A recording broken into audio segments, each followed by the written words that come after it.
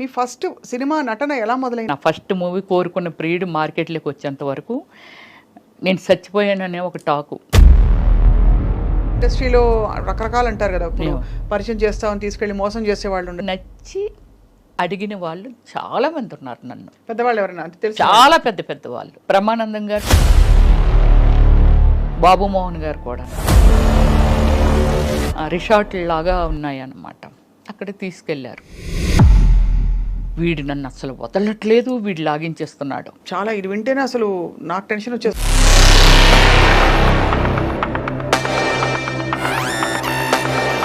మొహమాటం లేకుండా, ఇబ్బంది పడకుండా ఆ బట్టలు వేసుకున్నప్పుడు, క్యారెక్టర్స్ చేసినప్పుడు ఎప్పుడు అనిపించలేదా?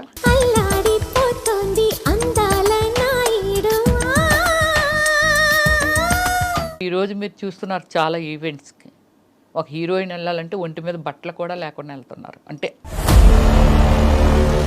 ఇప్పుడు శ్రీరెడ్డి అనే ఒక వ్యక్తి ఉంది, ఆమె పర్సనల్ లైఫ్. అవునంతే, తనది. ఆమె ఎలా ఉండాలని డిజైన్ చేసుకుందో అందులో వెళ్ళిపోతుంది. నన్ను వాళ్ళు వేధించారు, వీళ్ళు పడుకోమన్నారని. సినిమా ఫీల్డ్లో అంటే not only field, any place pressure ఉంటుంది, sexual pressure.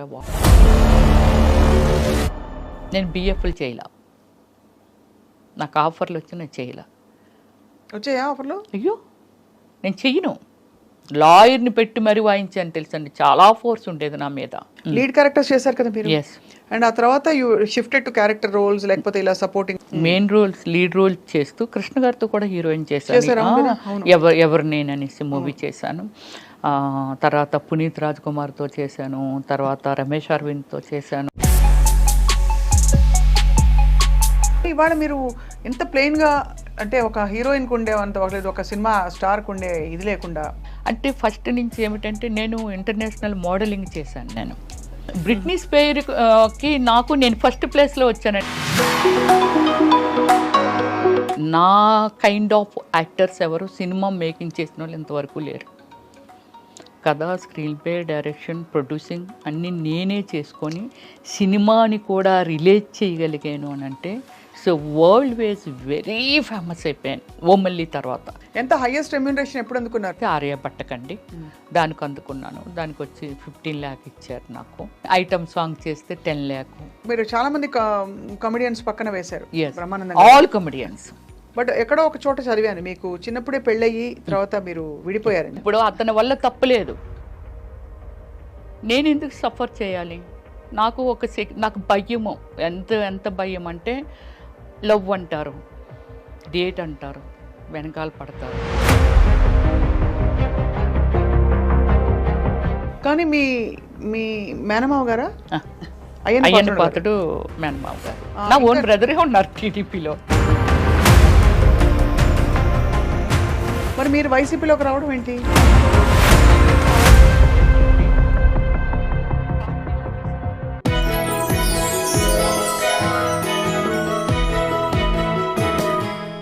Hello and welcome to this special episode on I Dream. క్వీన్కి స్వాగతం. ఇవాళ మన క్వీన్ ఆవిడ ఒక అద్భుతం, ఒక మ్యాజిక్ అని చెప్పాలి. ఎందుకంటే చాలా పాత్రలు పోషించారు జీవితంలో.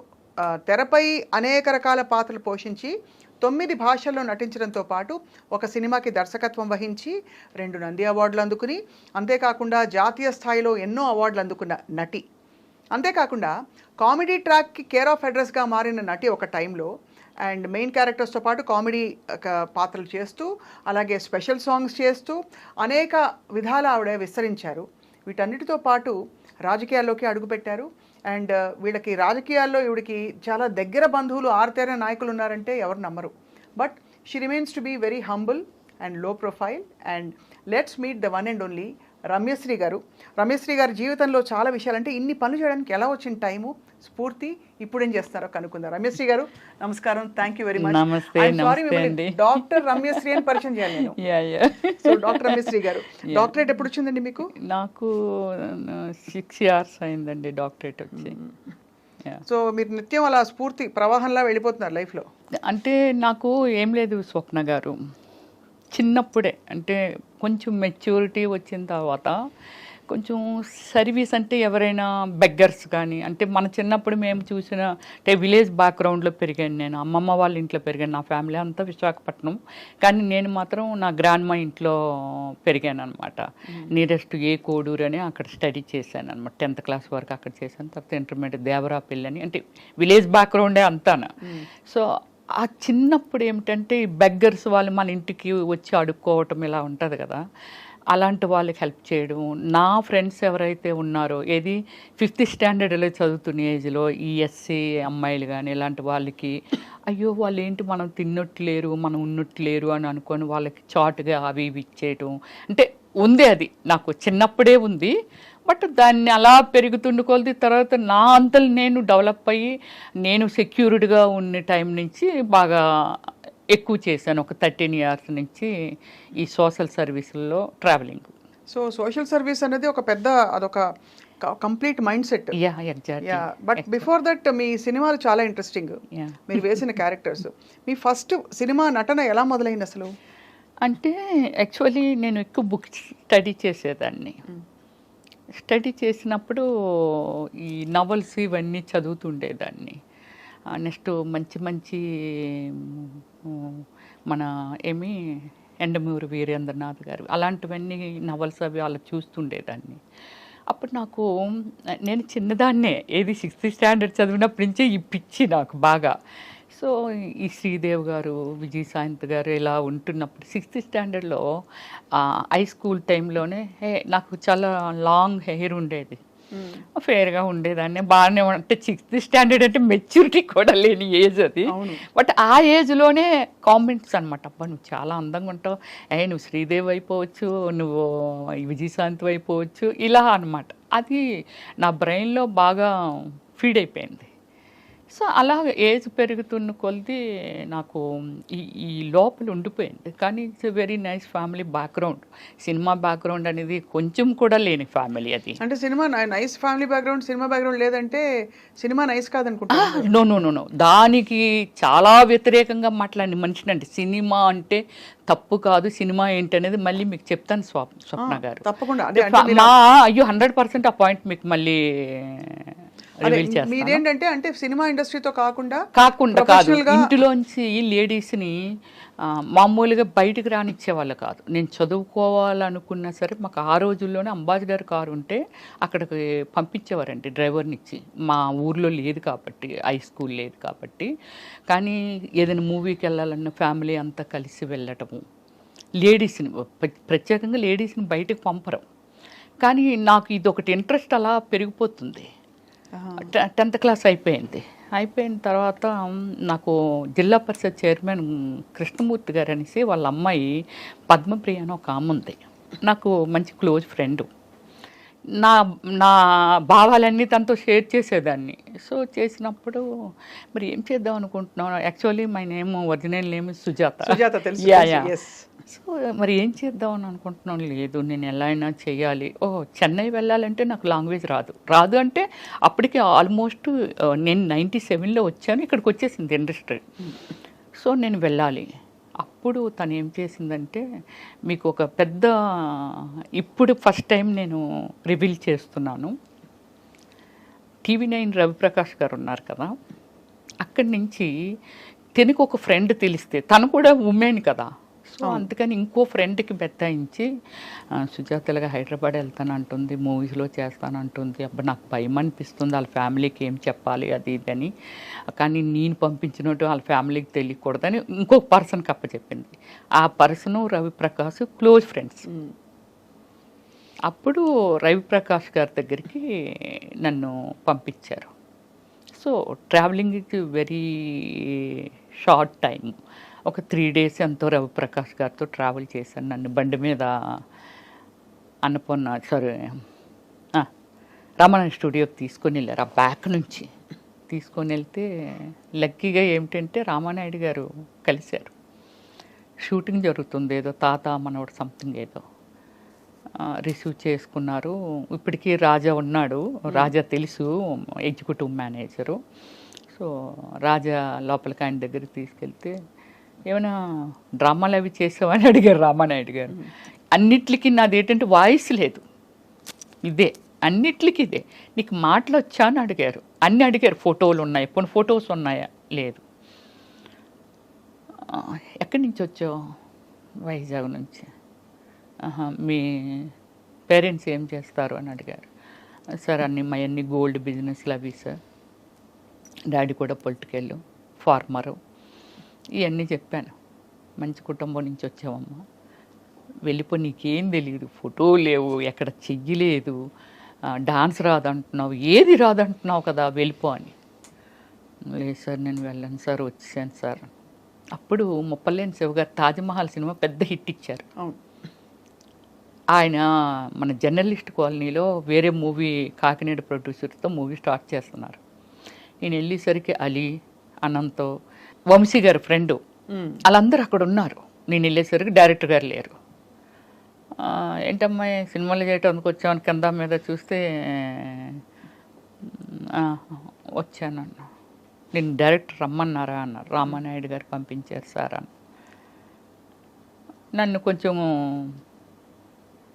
ఏమొచ్చు నీకు, ఏం చేస్తావు నువ్వు, ఎర్రబస్సు ఎక్కి వచ్చేసావా, ఇలా మాట్లాడేవాళ్ళు. బట్ నాకు అప్పుడు దాన్ని కొంచెం సీరియస్గా తీసుకొని ఫీల్ అయిపోయి అంత ఏం లేదు. నేను ఇంకా ఫస్ట్ టైం ఎంట్రీ కదా, అలాగే ఉంటుందేమో అనుకున్నాను. డైరెక్టర్ గారు వచ్చారు. వచ్చి ఒక బ్లైండ్ సీన్ నాకు ఇచ్చారు. అంటే ఒక పెళ్ళికొడుకు, వాళ్ళలోనే పెళ్ళికొడుకు, నా వెనకాతలో ఒక ముగ్గురు వాళ్ళనే నిల్చోబెట్టి పెళ్లి చూపులకు వచ్చారు, నీకు ఇష్టం లేదు, నువ్వు బ్లైండ్ లాగా నటించాలి, కాలు తనుకొని ఎత్తేయాలి అన్నారు. సార్ కప్పు పగిలిపోద్ది అన్న. పర్లేదు, పగిలిపోతే కొనుక్కుంటాంలో, నువ్వు చెయ్యి అన్నారు. అంటే అప్పటికి మీరు ట్యూనింగ్లో ఉన్నారు, యాక్టింగ్ అంటే ఇలా ఉంటుంది అని? లేదు, అసలు నాకు తెలీదు, చేసేసాను అంతే. చేసేసాను. అంటే కప్పు పగిలిపోయినా పర్వాలేదు అన్నారుగా, చేశాను. బట్ వెంటనే ఆయన కోరుకున్న ప్రీడ్ మూవీ స్టార్ట్ చేశారు. With in 15 daysలోనేదో. యు బిలీవ్ స్వప్న గారు, త్రోట్ క్యారెక్టర్, సాంగ్స్లోను అన్నిటిలోనూ మంచి క్యారెక్టర్ ఇచ్చారు. గ్రేట్. 13 days. అప్పుడు నాకు 24,000. ఎప్పుడు? 1997లో. ఎక్కువే. నీకు అంత రెమ్యునరేషన్ ఇచ్చారని. కానీ ఎక్కడ ఫస్ట్ టైం చేస్తున్నానని ఫీలింగ్, నాకేం కెమెరా ఉంది, అది ఉంది, ఏం లేదు స్వప్న గారు.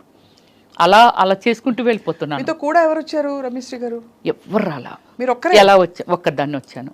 మాది గోల్డ్ షాప్స్ కదా, మా షాప్లో అప్పారావు అని శ్రీకాకుళం అబ్బాయి వర్క్ చేసేవాడు. వాళ్ళ సిస్టర్ ఇక్కడ ఉంది, ఏది మన చందానగర్లో. అక్కడికి వచ్చిన తర్వాత చూడండి, రవి తీసుకెళ్ళారు కదా, తీసుకెళ్ళి కొన్ని రోజులు మాట్లాడి అన్నీ చేసిన తర్వాత, అక్కడ మాట్లాడిన తర్వాత అబ్బాయి మా ఇంటికి, అంటే వీళ్ళు హైదరాబాద్ నుంచి శ్రీకాకుళం వచ్చి మా గోల్డ్ షాప్ గోల్డ్ కొనుక్కున్నందుకు వచ్చి మా ఇంటికి వచ్చారు. వాళ్ళ ట్రైన్ లేట్ నైట్. సరే భోంచేసి వెళ్ళిపోతారు, రమ్మనమ్మ అని చెప్పి భోజనానికి పిలిచారు. అప్పుడు వాళ్ళ దగ్గర నేను నెంబర్ కొట్టేశాను. ఏంటి? ల్యాండ్లైన్. సెల్లెలు లేవుగా అప్పుడు. అవును, అంతే కదా. ల్యాండ్లైన్ ఇచ్చారు. ఆ తర్వాత అన్నారు వాళ్ళ ఇంట్లో ఉండొచ్చు, నెంబర్ మారిపోవచ్చు, ఎంత డేట్తో వచ్చేసేవారు. రవి గారి దగ్గర నుంచి మళ్ళీ అక్కడికి వెళ్ళిపోయాను. ఆ నెంబర్ ఉందిగా, నెంబర్ కొడితే ఇక్కడమ్మ చందానగర్లో ఉన్నాం మేము, అయ్యో మీరు హైదరాబాద్ వచ్చారా ఏంటమ్మా, రా మా ఇంటికి రండి అని అది ఇదంటే అదే టైం అనుకొని వెళ్ళి వాళ్ళ ఇంట్లో మేబీ 15 days ఉన్నాను. ఈ మూవీ స్టార్ట్ అవుతుంది, నేను వెళ్ళడం అరోరా కాలనీ రోడ్ నెంబర్ 2లో అక్కడ హౌస్ తీసుకున్నాను. అదే నా ఫాదర్ 100%. ఇంట్లో వాళ్ళకి ఏం చెప్పారు? వచ్చి నన్ను తీసుకెళ్ళిపోవటానికి తర్వాత వాళ్ళు చెప్పారు. మరి నేను చెప్పాలిగా, అసలు నిజం చెప్పాలిగా, 15 days ఉన్నానుగా వాళ్ళ ఇంట్లో. అసలు విషయం చెప్పాను, ఇలాగిలాగా అంటే, అమ్మ అదేంటమ్మా అంత పని చేసావు, మంచి ఫ్యామిలీ, అలా చెప్పకుండా రావచ్చా. వాళ్ళు చెప్పింది నాకు అసలు లోపలికి వెళ్ళట్లేదు, నాకు ఇదొక్కటే కనిపిస్తుంది. సో అది నెక్స్ట్ నేను మంచి స్పోర్ట్స్ ఉమెన్ని, కబడ్డీ, ఖోఖో, రన్నింగు, మంచి ప్రైజెస్ కూడా వచ్చాయి. బందర్ వరకు వచ్చాను నేను. ఇక్కడికి రాలేదు, కానీ మళ్ళీ చెన్నై వెళ్ళాను, ఇట్రాలా. సో అలాగే ఏమిటంటే వాళ్ళ ఇంటి దగ్గర నుంచి మా పేరెంట్స్కి వాళ్ళు ఫోన్ చేశారు. చేస్తే మా ఫాదరు బ్రదర్ వచ్చి చాలా సీరియస్ అయ్యారు. ఏం చేశారు, మీకు చెప్పకుండానే వచ్చేసాను, మీరు తీసుకెళ్ళా మరలా వచ్చేస్తాను. ఇదే నా ఆన్సర్, ఇదే ఉంది వాళ్ళ దగ్గర. వాళ్ళు ఏం చెప్పినా ఏం చేసినా. అప్పటికి మీరు మేజరే కదా? అప్పుడెక్కడ మేచినప్పుడే 16 నా ఏజ్ అప్పటికి. 16 16 కాకపోతే బాగా బొద్దుగా ఉండేదాన్ని, అప్పట్లో హీరోయిన్లు అందరూ కొంచెం మెయిన్ క్యారెక్టర్స్ వాళ్ళు కూడా యంగ్ గా ఉండేవారు. లావుగా ఉండేదాన్ని. సో అప్పుడు డాడీ వాళ్ళు చెప్పినా ఏం చేసినా నేనైతే రాను అంటే అనకూడదు ఆ వాడు. మా అమ్మ ఎవరైనా అడిగినా చేసినా నా ఫస్ట్ మూవీ కోరుకున్న ప్రియుడు మార్కెట్లోకి వచ్చేంత వరకు నేను చచ్చిపోయాననే ఒక టాకు. రియల్లీ అంటే అంత ప్రెస్టేజింగ్గా ఫీల్ అయ్యారు. ఒక ఫ్యామిలీ నుంచి చెప్పా చేయకుండా వెళ్ళడము ఇదంతా అనేది. ఆడపిల్ల వెళ్తే కంగారు పడతారు కదండి. కానీ మిమ్మల్ని మీరు ఎలా సంభాళించుకున్నారు అప్పట్లో? అంటే ఇండస్ట్రీలో రకరకాలు అంటారు కదా, ఇప్పుడు పరిచయం చేస్తామని తీసుకెళ్ళి మోసం చేసే వాళ్ళు ఉండొచ్చు. ఇండస్ట్రీలో చాలా మంది ఇలాగా, అంటే ఇవన్నీ వినడమే మనం. అవును. కానీ అఫ్ కోర్స్ చాలా మంది గొప్ప నటీమణులు, గొప్ప సక్సెస్ఫుల్ అయిన ఆర్టిస్టులు 100 మంది ఉన్నారు, 1000 మంది ఉన్నారు. మీ ఎక్స్పీరియన్స్ ఏంటి రమ్యశ్రీ గారు? నేను స్వప్న గారు ఫస్ట్ నుంచి సమ్ లైక్ వెరీ లిమిటెడ్ ఉమెన్ని, ఇన్ని లాంగ్వేజెస్, ఒక 400 పైన మూవీసు, ఇన్ని చేసి ఇన్ని జాతీయ అవార్డులు, స్టేట్ అవార్డులు, is a dare and dash. నా కైండ్ ఆఫ్ యాక్టర్స్ ఎవరు సినిమా మేకింగ్ చేసిన వాళ్ళు ఇంతవరకు లేరు. కథ, స్క్రీన్ ప్లే, డైరెక్షన్, ప్రొడ్యూసింగ్ అన్నీ నేనే చేసుకొని సినిమాని కూడా రిలేట్ చేయగలిగాను అని అంటే, so world wise very famous అయిపోయాను ఓమల్లి తర్వాత. అందరూ రవివర్మ పెయింటింగ్స్ అన్నారు కానీ నేనని ఎవరు అనలేదు. అమ్మాయి కాదు రవివర్మ పెయింటింగ్స్ అని. పెద్ద పెద్ద రాసి మూవీస్ నరసింహరావు గారు కానీ, రామానాయుడు గారు కానీ, పెద్ద పెద్దోళ్ళు అందరూ అన్నారండి. రాఘవేంద్రరావు గారు కూడా ఆ పోస్టర్లు చూసి ఏటో అమ్మాయి కాదు పెయింటింగ్స్ అవి అని వాళ్ళంట. అంటే పబ్లిసిటీకి పెయింటింగ్ చేయించాను అనుకున్నారు. అదే కానీ అంత సమర్థత ఉంది. అంత హార్డ్ వర్క్. 17 వయసులో ఎవరు మంచి ఎవరు చెడు విచక్షణ ఎలా? అసలు ఏమి జీరో నాలెడ్జ్. ఎవరైనా వచ్చి గబుక్కుమని రామ్మ తీసుకెళ్తా నిన్ను ఆ ఫలానా డైరెక్టర్ దగ్గరికి, అవి కూడా ఎక్స్పెక్ట్ చేశాను నేను. అంటే డైరెక్టర్స్ దగ్గరికి, ప్రొడ్యూసర్ దగ్గరికి అని కాదు, కానీ ఈ నాకు కోరుకున్న పీరియడ్ జరుగుతున్నప్పుడే ఒక 3-4 సినిమాలు, అంటే లొకేషన్కు వాళ్ళు వీళ్ళు వస్తూ ఉంటారు కదా. నా టార్గెట్ ఏంటంటే ఏదో అయిపోవాలి, పెద్ద స్టార్ అయిపోవాలని ఒక టార్గెట్ ఉంది. సో దానికోసం అంటే నాకు ఇంకేం కనిపించేది కాదు. చాలా సీరియస్గా ప్రతిదీ నేర్చేసుకోవటం. డ్యాన్స్ స్కూల్ ఎక్కడ ఉంటుంది, యాక్టింగ్ ఎక్కడ నేర్చుకోలేరు స్వప్న గారు. డ్యాన్స్ స్కూల్ ఎక్కడ ఉంటుంది, అద్దంలో నేనే చూసుకొని ఇలాగైతే ఎలా అందంగా ఉంటాను. Self makeup only Ramya Krishna and Ramya Sri only. అప్పుడు అలాగైనా వాళ్ళు సిల్క్ స్మిత కూడా ఫేస్ ఇచ్చి మేకప్ చేయించుకునేది, కానీ రమ్యకృష్ణ గారు సెల్ఫ్ మేకప్ చేసుకునే వాళ్ళంట. నేను మాత్రమే సెల్ఫ్ మేకప్ చేసుకునేదాన్ని. అంటే ఒక డెడికేషన్తో నాకేం కావాలనే దాని మీద ప్రయాణం చేశాను. కానీ ఒక్కసారి మాత్రము నాకు ఈ ఏమిటి అమీర్పేటలో ఒక బట్టల షాప్ ఉండేదండి. అది చాలా ఉన్నాయి, వెరీ ఫేమస్ అండి అది. అప్పట్లో వెరీ ఫేమస్ ఆ షాపు. దానికి యాడ్ చేయాలంటే వాళ్ళు బెంగళూరు నుంచి వచ్చారు. షాపర్ షాప్ యాడ్ చేయాలి వచ్చారు, పిలిచారు. అప్పుడు నాకు కారు ఉంది, అప్పుడప్పుడే కొనుక్కున్నాను జన్ కారు. నాకు డ్రైవ్ రాదు అప్పుడు. సో మా కారు ఉంది రండి అని. నాకు ఈ ఏరియాస్ ఏవి తెలియవు హైదరాబాద్లో. వాళ్ళు తీసుకెళ్తున్నారు. ఇప్పుడు ఆ ఏరియా ఏమిటనేది నేను ఇప్పుడు చెప్పగలను.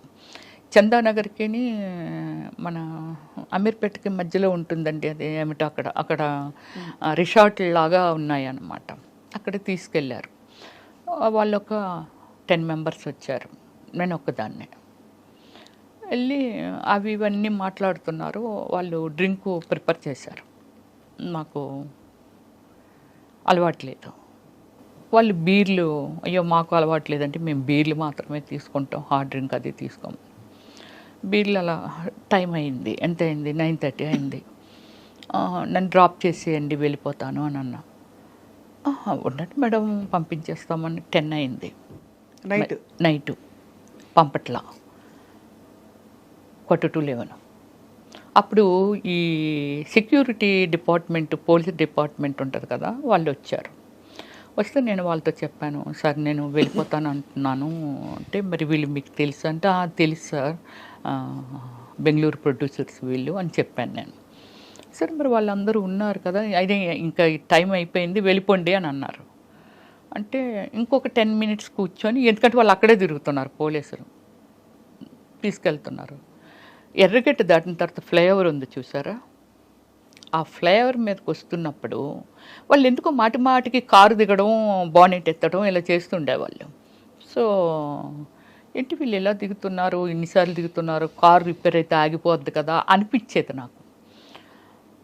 అక్కడికి వచ్చిన తర్వాత ఏమైందంటే, నన్ను అంటే ముందున ఒక ఆయన కూర్చున్నాడు, నా పక్కన ఇద్దరు కూర్చున్నారు, వేరే కారుల్లో వెనకాల వస్తున్నారు. ముందుని ఒక కారు 10 మంది వాళ్ళు. సో కారు నా పక్కన కూర్చున్న ఆయన కొంచెం వల్గర్గా బిహేవ్ చేయడం మొదలుపెట్టాడు. అమ్మ బాబాయ్.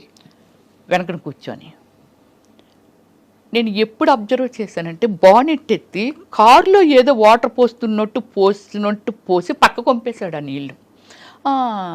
రమ్య గారు, నాకు పేరు రామానాయుడు గారే పెట్టారు. రమ్యకృష్ణ, రవలి, రంభ వీళ్ళందరూ సక్సెస్ఫుల్ ఉమెన్స్ ఫిల్మ్ ఫీల్డ్లో. అందుకని 6 letter వచ్చేలాగా రమ్య అంటే మరి బోడుగా ఉంది. రమ్యకృష్ణ కూడా రమ్య అని అంటాము మేమందరమేని. ఏదైనా తోక తగిలిస్తే బాగుంటుందేమో అని చూచుకొని చెప్పి శ్రీ పెట్టారు పక్కన రామానాయుడు గారు నాకు అప్పుడు. సో వెళ్ళి వీడు చాలా వల్గర్గా బిహేవ్ చేస్తున్నాడు, చాలా చాలా చాలా ఓవర్ అయిపోతుంది అది.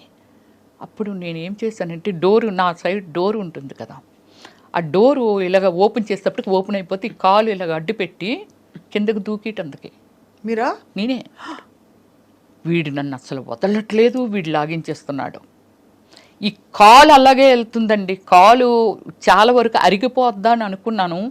ఆ రోజు లక్కీగా ఏంటంటే షూ వేసుకున్నానంటే నేను, ఇలా తోసుకెళ్తుంది కాలు. ఎదురుగా సెకండ్ షో మూవీ వదిలితే ఫాదరు ఆ అబ్బాయి, అంటే చాలామంది వెళ్తున్నారు వస్తున్నారేమో, ఈ రూట్ గుండా వస్తూ ఉంటే అప్పుడు నా కాలు డోర్ ఓపెన్ అయ్యి కదా ఉంది, ఇటువైపు వస్తున్నారు వాళ్ళు, డోర్ ఓపెన్ అయ్యి ఉంది. ఎప్పుడైతే ఓపెన్ అయ్యి ఉండి నా కాలు ఉందో, ఆ పెద్ద ఆయన ఉన్నారు కదా, అమ్మ ఇది ఏదో ఏంటి ఆ కాలు డోర్ ఓపెన్ అయిపోయింది, కాపాడండి అంటున్నాను నేను. అండ్ మీ పక్కన వాడు ఇబ్బంది పెడుతున్నాడు. అంటే వీళ్ళు ఏం చేశారంటే, నా ముందు వెళ్ళిన కారు కొంచెం ముందుకెళ్ళిన తర్వాత యూటర్న్ తీసుకుంటే వాళ్ళు కథలు చెప్తున్నారు, ఏమండి ఇప్పుడు మీ ఇంటికి వెళ్ళట్లేదు, మా ఫ్రెండ్ ఒకడు ప్రాబ్లం పడ్డాడు, వాడి దగ్గరికి వెళ్ళి తర్వాత మీ ఇంటి దగ్గర దిగబెడతామండి అని ఇవన్నీ చెప్తున్నారు. మీకు తెలిసిపోతుంది? నాకు అర్థమైపోతుంది వాళ్ళు మాట్లాడుతున్న మాటలు. కారు అంటాడు, నీళ్ళేం పక్క నుంచి బానెట్ ఎత్తే గ్యాప్ ఉంటుంది కదండి, ఆ గ్యాప్లోంచి కనబడుతుంది, పక్కనే వేసేసాడు, బానెట్లో వేసాను, హీట్ ఎక్కిపోయింది అంటాడు, ఏదో చెప్పేస్తున్నారు. నాకు భయమేసి అలా చేస్తే, మీరు నమ్మరండి, గాడ్ లాగే ఆ అబ్బాయి ఆయన వాళ్ళ వెనకాతలు ఇంకోళ్ళు ఎవరో వస్తున్నారు. వీళ్ళు ఎప్పుడైతే కారు ముందుకు వచ్చి ఇలాగ ఆపారో, వెనకాల వచ్చిన వాళ్ళు కూడా పక్కన ఇలాగ ఆపారు. కారు స్పీడ్గా వచ్చి ఆపితే, ముందు అమ్మాయిని దింపండి అని అంటే, ఎవరమ్మా వాళ్ళు అన్నారు. సరే ఇలాగ నాకు ఒక యాడ్ ఇప్పిస్తామని చెప్పి నన్ను తీసుకొచ్చారండి. చాలా రోజులు నాతో ఫోన్లో మాట్లాడారు ఆ పెద్ద ఆయన. సో ఇది అప్పుడు నన్ను కిందకి దించి మొత్తం బాడీ ఎంత ఉడికిపోయి, బాడీ అంతా స్వెట్టింగ్ వచ్చేస్తుంది అనమాట. అప్పుడు ఆయన దగ్గరుండి బండి మీద అబ్బాయినేమో నువ్వు ఇలాగ వెళ్ళిపో అమ్మ, నేను దగ్గర పెట్టి వచ్చేస్తాను ఆమెని అని చెప్పి నన్ను మా ఇంటి వరకు అరోరా కాలనీలో ఉండేదాన్ని నేను. చిన్నవారు అప్పుడు చాలా మీరు? ఏది చిన్నదాన్ని అన్నారు. అందము చందము లేని రోడ్డు అంటూ పోయిన పిల్లలు ఎవరిని వదలట్లేదమ్మా, ఇంత అందం ఉంది, ఇంత ఉంది, ఎవడు ఏది చెప్తాలని నమ్మేసి వచ్చేస్తావా, దేవుడు పంపినట్టుగా మేము ఏదో వస్తున్నాం కాబట్టి సరిపోయింది, లేకపోతే నీ లైఫ్ ఏంటమ్మా, తప్పు కదా, అలాగే ఎవరైనా రమ్మంటే అలాగే వెళ్ళిపోవచ్చు. That is first and last. అంతే మీకు అలాంటి ఎక్స్పీరియన్స్? అంతే. చాలా ఇది వింటేనే అసలు నాకు టెన్షన్ వచ్చేస్తుంది. మీరు నమ్మరు, ఆ రోడ్డు మీద నిలబడలేకపోయాను, కిందకు వచ్చి చాలా దూరం నుంచి షూ మొత్తం అంతా అడుగునంత కచ్చగా అయిపోయింది. అదే అంటే మీరు తప్పించుకోవడానికి ప్రయత్నించారు, వాళ్ళు ఏదో చేద్దామని ట్రై చేశారు. సో ఇది సినిమా అయిన తర్వాతే కోరుకుంటూ పీరియడ్ అయిపోయింది. తర్వాత ఆషాఢం పెళ్లి కొడుకు చేశాను, తర్వాత ఏవో ఇంకొక 2-3 సినిమాలు చేశాను. అలా మీకు పెరుగుతూ మీకు క్యారెక్టర్స్ ఏం వస్తున్నాయని లీడ్ క్యారెక్టర్స్ చేశారు కదా మీరు. అండ్ ఆ తర్వాత you shifted to character roles, లేకపోతే ఇలా సపోర్టింగ్ రోల్స్? నేను స్టార్టింగ్ నుంచి మిక్స్డ్ ఇవి చేశాను. మెయిన్ రోల్స్ లీడ్ రోల్ చేస్తూ కృష్ణ గారితో కూడా హీరోయిన్ చేశాను. ఎవరు నేను అనేసి మూవీ చేశాను. తర్వాత పునీత్ రాజ్ కుమార్తో చేశాను, తర్వాత రమేష్ అరవింద్తో చేశాను, సూర్యతో చేశాను, విక్రమ్ గారితో చేశాను. అంటే నేను ఎలా అయిందంటే నాకు ఎవరు గాడ్ ఫాదర్ లేరు ఫిల్మ్ ఇండస్ట్రీలో, అందుకని చాలా గాడ్ ఫాదర్ లేరు. ఇంతవరకు ఎన్ని టైం చెప్పినా బిలీవ్ చేయగలరా లేదనేది ఇంతవరకు కాంట్రవర్సీ లేదు నా లైఫ్. వెరీ డీసెంట్ అనమాట. ఎవ్వరూ మిమ్మల్ని ఏ టైంలో కూడా ఇబ్బంది పెట్టలేదు అయితే? లేదు. ఇలాంటి సిచ్యువేషన్ ఒకసారి ఎవడో సంథింగ్ అంటే ఇండస్ట్రీలోనే మీకు రకరకాల మనుషులు ఉంటారు కదా, చాలా గొప్పగా పెద్ద మనుషులు చాలా మంది ఉన్నారు. ప్రతి ఇండస్ట్రీలో ఉంటుంది. ఈ ఇండస్ట్రీలో ఏంటంటే కొంచెం రూల్స్ అవి రిలాక్స్డ్ గా ఉంటాయి కాబట్టి వాతావరణాలు కూడా అలా ఉంటాయి, లేట్ నైట్స్ ఉంటాయి. మరి అలాంటప్పుడు మీరు ఇబ్బంది పడకుండా రావడం అనేది చాలా పెద్ద. అంటే నేను ఫస్ట్ నుంచి ఒక టీంని మెయింటైన్ చేసేదాన్ని. తక్కువ టైంలో సాగర్ గారు డైరెక్టర్ గారు ఇప్పుడు మన ఈ లోకంలో లేరు. ఆయన నేను వసేనా మరదల మూవీ చేశాను, రామ్ సక్కనోడు సుమన్ గారితో చేశాను. అప్పుడు కన్నడలో ఆయనే నన్ను ఇంట్రడ్యూస్ చేశారు, అమర్ అక్బర్ అంతోని మూవీ అని. ఇంద్రజ నేను దానికి సుమన్ గారు కాదు, మన సాగర్ గారు డైరెక్టరు పరిచయం చేశారు. సో ఆ సినిమా తర్వాత అనుకోకుండా చాలా కన్నడలో నేను చేసిన మూవీస్ అన్ని 100 days. కానీ ఇవాళ మీరు ఎంత ప్లెయిన్ గా, అంటే ఒక హీరోయిన్ కు ఉండే అంత లేదు, ఒక సినిమా స్టార్ కు ఉండే ఇది లేకుండా హంగులు ఇంకేం చెప్పాలి, చాలా డౌన్ టు ఎర్త్ గా ఉన్నారు. సో ఏం లేదు స్వప్న గారు, అంటే కొంచెం పీస్ఫుల్గా ఎండ్ ఆఫ్ ద డే నన్ను నేను చూసుకుంటే నేను ఉండాలి అనే ఒక డ్రీమ్ ఉన్న గర్ల్ని నేను. చాలా పీస్ఫుల్గా ఉండాలి, డీసెంట్గా ఉండాలి. ఇప్పుడు ఒకటి మాట్లాడుతాను, నేను పొలిటికల్ లేక వచ్చాను అనుకుందాం. పొలిటికల్ లేక ఎందుకు వచ్చాను అంటే నాకు ఒక డ్రీము. అవును, ఏదైనా ఒకటి అచీవ్మెంట్ సాధించామనంటే దేనిలోనైనా సాధించవచ్చు. ఫస్ట్ మనకి ఒక గోలు, డ్రీము అంటే ఒక ఫ్యాషన్ ఉంటే దాన్ని ఏదైనా చెయ్యొచ్చు అనేది. రైట్. దీనితో రాజకీయంలోకి వచ్చాను. ఎందుకు వచ్చాను అని అంటే సంథింగ్ ఒక బ్రాండ్ క్రియేట్ చేయాలి నా వరకు. అంతే, ఒక అధిష్టానాన్నే ఒక బ్రాండ్ చేయాలనేది కాదు, నా వరకు నేను ఒక బ్రాండ్గా తయారవ్వాలి అంతే. పొలిటికల్ అంటే ఏమిటి, ఓకే పొలిటికల్ ఎందుకు వెళ్ళాము, ఏం చెయ్యాలని అనుకున్నాము, దానికి ప్రభుత్వం నుంచి ప్రజలకి మనం ఓన్లీ మీడియేటర్ మాత్రమే.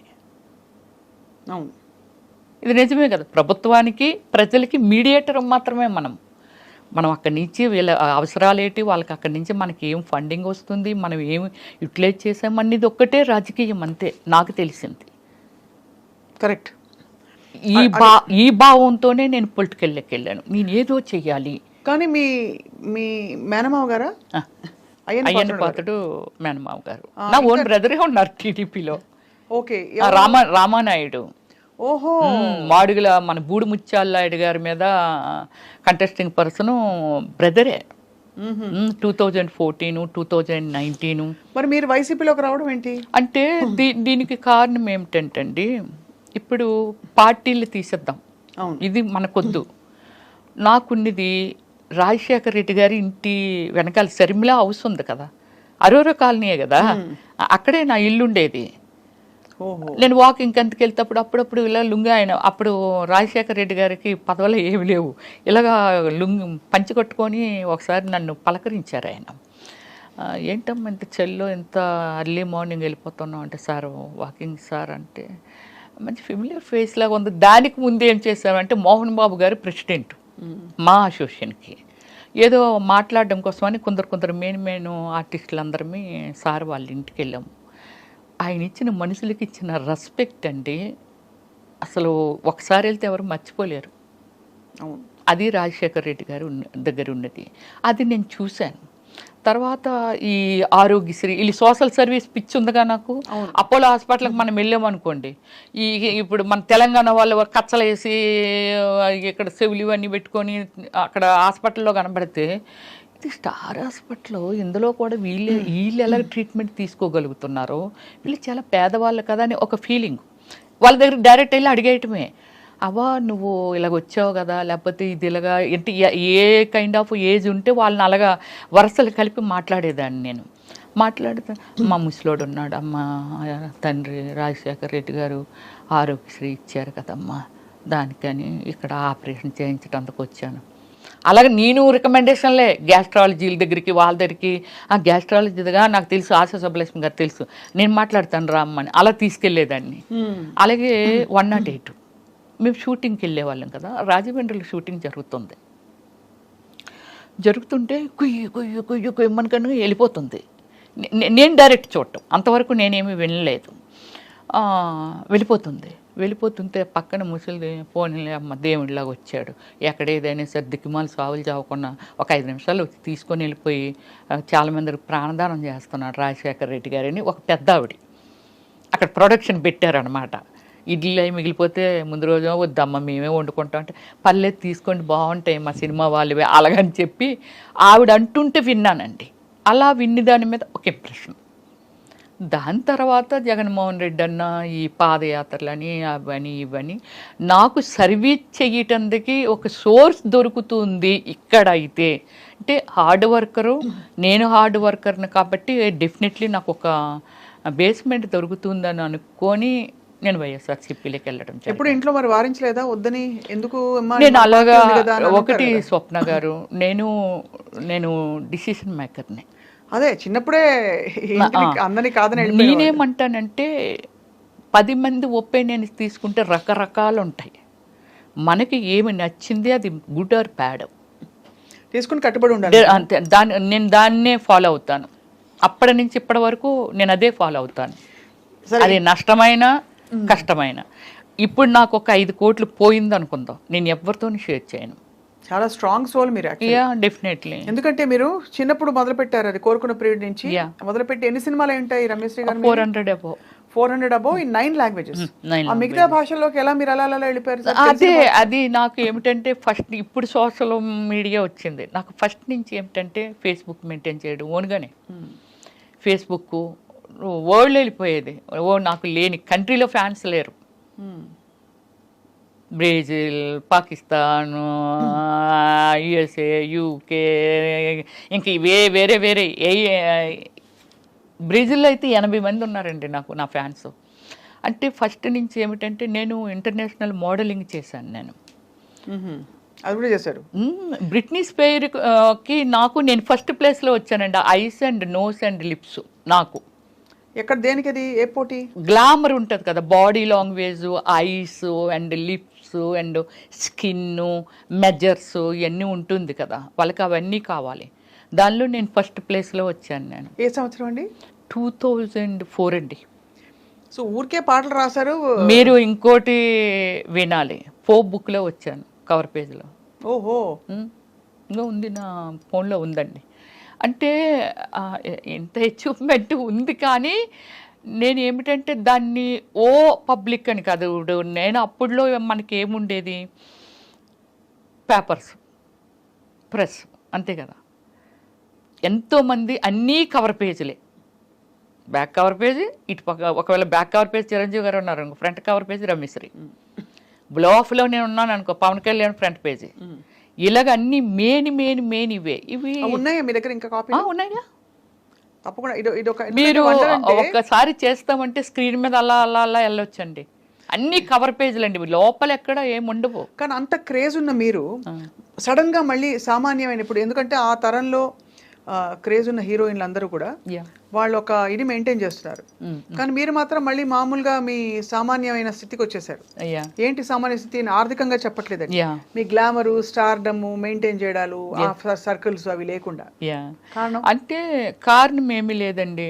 పొలిటికల్ అంటే నాకు కొందరు పెద్దలు చెప్పిందని కాదు, కానీ డీసెంట్గా ఉండాలి, తర్వాత నానకూడదు, ఆ వర్డ్ అదే అనుకుంటాను, అది ఉంది. అయితే ఇంకోటి నేను చెప్తాను, ఆత్మ సౌందర్యం లేనిది, ఆత్మశుద్ధి లేనిది శివ పూజలు ఎలా మనల్ని మనం శుద్ధిగా ఉంచుకున్నప్పుడే కదా ఎదుటి వాళ్ళని. ఇప్పుడు నేను గ్లామర్గా ఉన్నాను, ఆవిడ స్లీవ్లెస్ వేస్తుంది అనేది.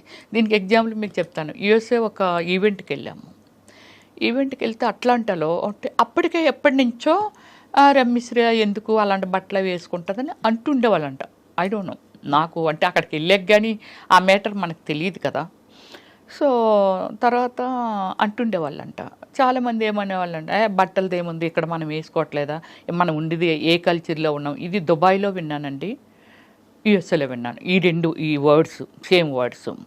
ఎప్పటి నుంచో తీసుకొద్దామని అనుకుంటున్నారు కానీ ఆవిడ చాలా ఫాష్ ఉంటుంది బట్టలు. ఎక్కడ ఫాష్ ఉంటాను, స్క్రీన్ మీద. నేను వెళ్ళిన తర్వాత అక్కడ ఎలాగ మా వాళ్ళు ఒప్పేనేనండి, అదండి ఇదండి, అబ్బాయి ఏమి డీసెంట్ ఉన్నారు రమ్య గారు మీరు అని అంటే, ఒక ఆయనండి, అందరూ ఉన్నాం డిన్నర్ చేస్తున్నాం, ఆయన అన్నారు, చీర కట్టిన ప్రతి ఆడది పతివ్రత కాదు, వాళ్ళ డ్రెస్సింగ్ దీన్ని పెట్టి ఎవరిని ఎప్పుడు అంచనా వేయకూడదని అందరి మధ్య ఆయన మాట్లాడారు.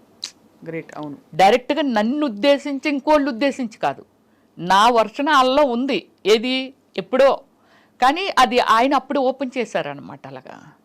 సో అలా అంటే ఏమిటంటే ఒక డ్రెస్సింగ్ని పెట్టో లేకపోతే ఏదో పెట్టి, నేను చేసిన సినిమాలు నేను ఒకటే చెప్పాను,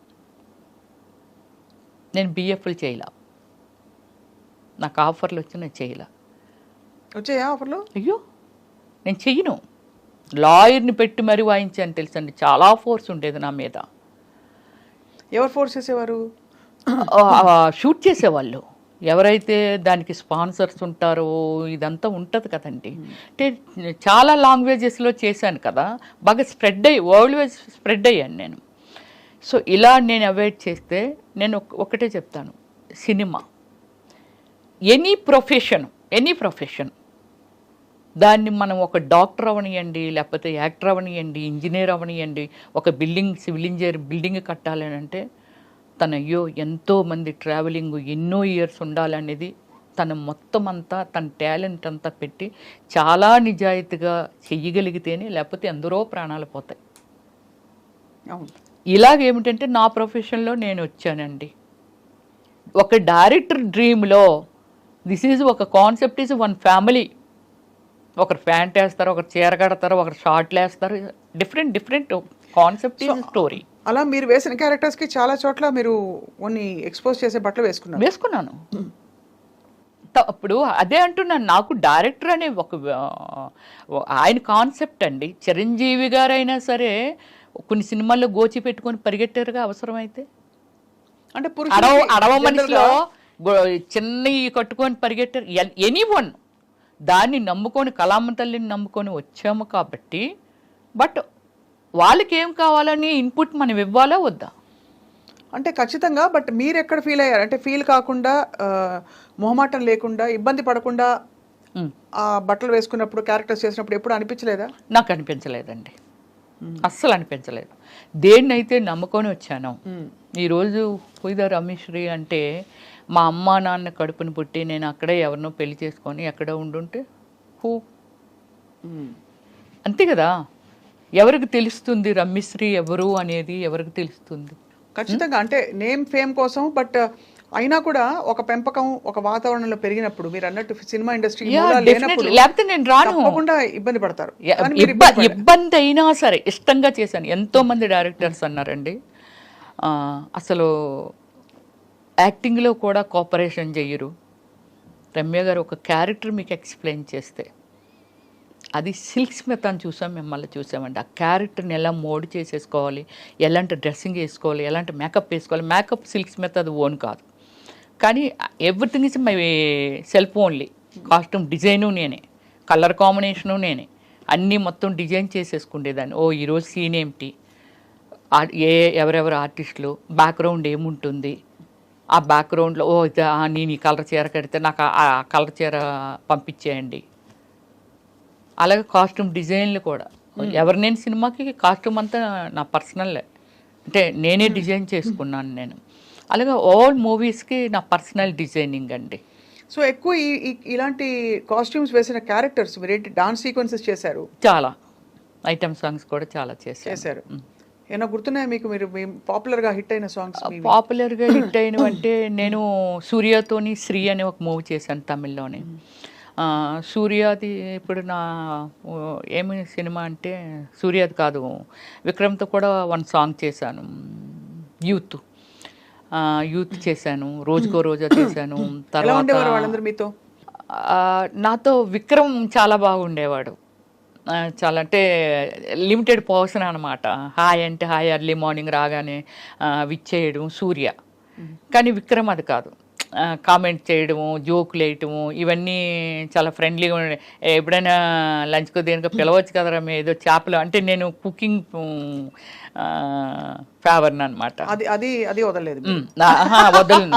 మటన్, గోంగూర కానీ, ఫిష్ పులుసు కానీ వెరీ ఫేమస్. ఎప్పుడో మీరు రావాలి ఇంటికి. నేను వెజిటేరియన్ అండి. అయ్యో సారీ. కానీ కాబట్టి మీరు బంగాళదుంపల వేపుడు చక్కగా వెజిటేరియన్ కూడా చాలా అద్భుతంగా చేస్తాను.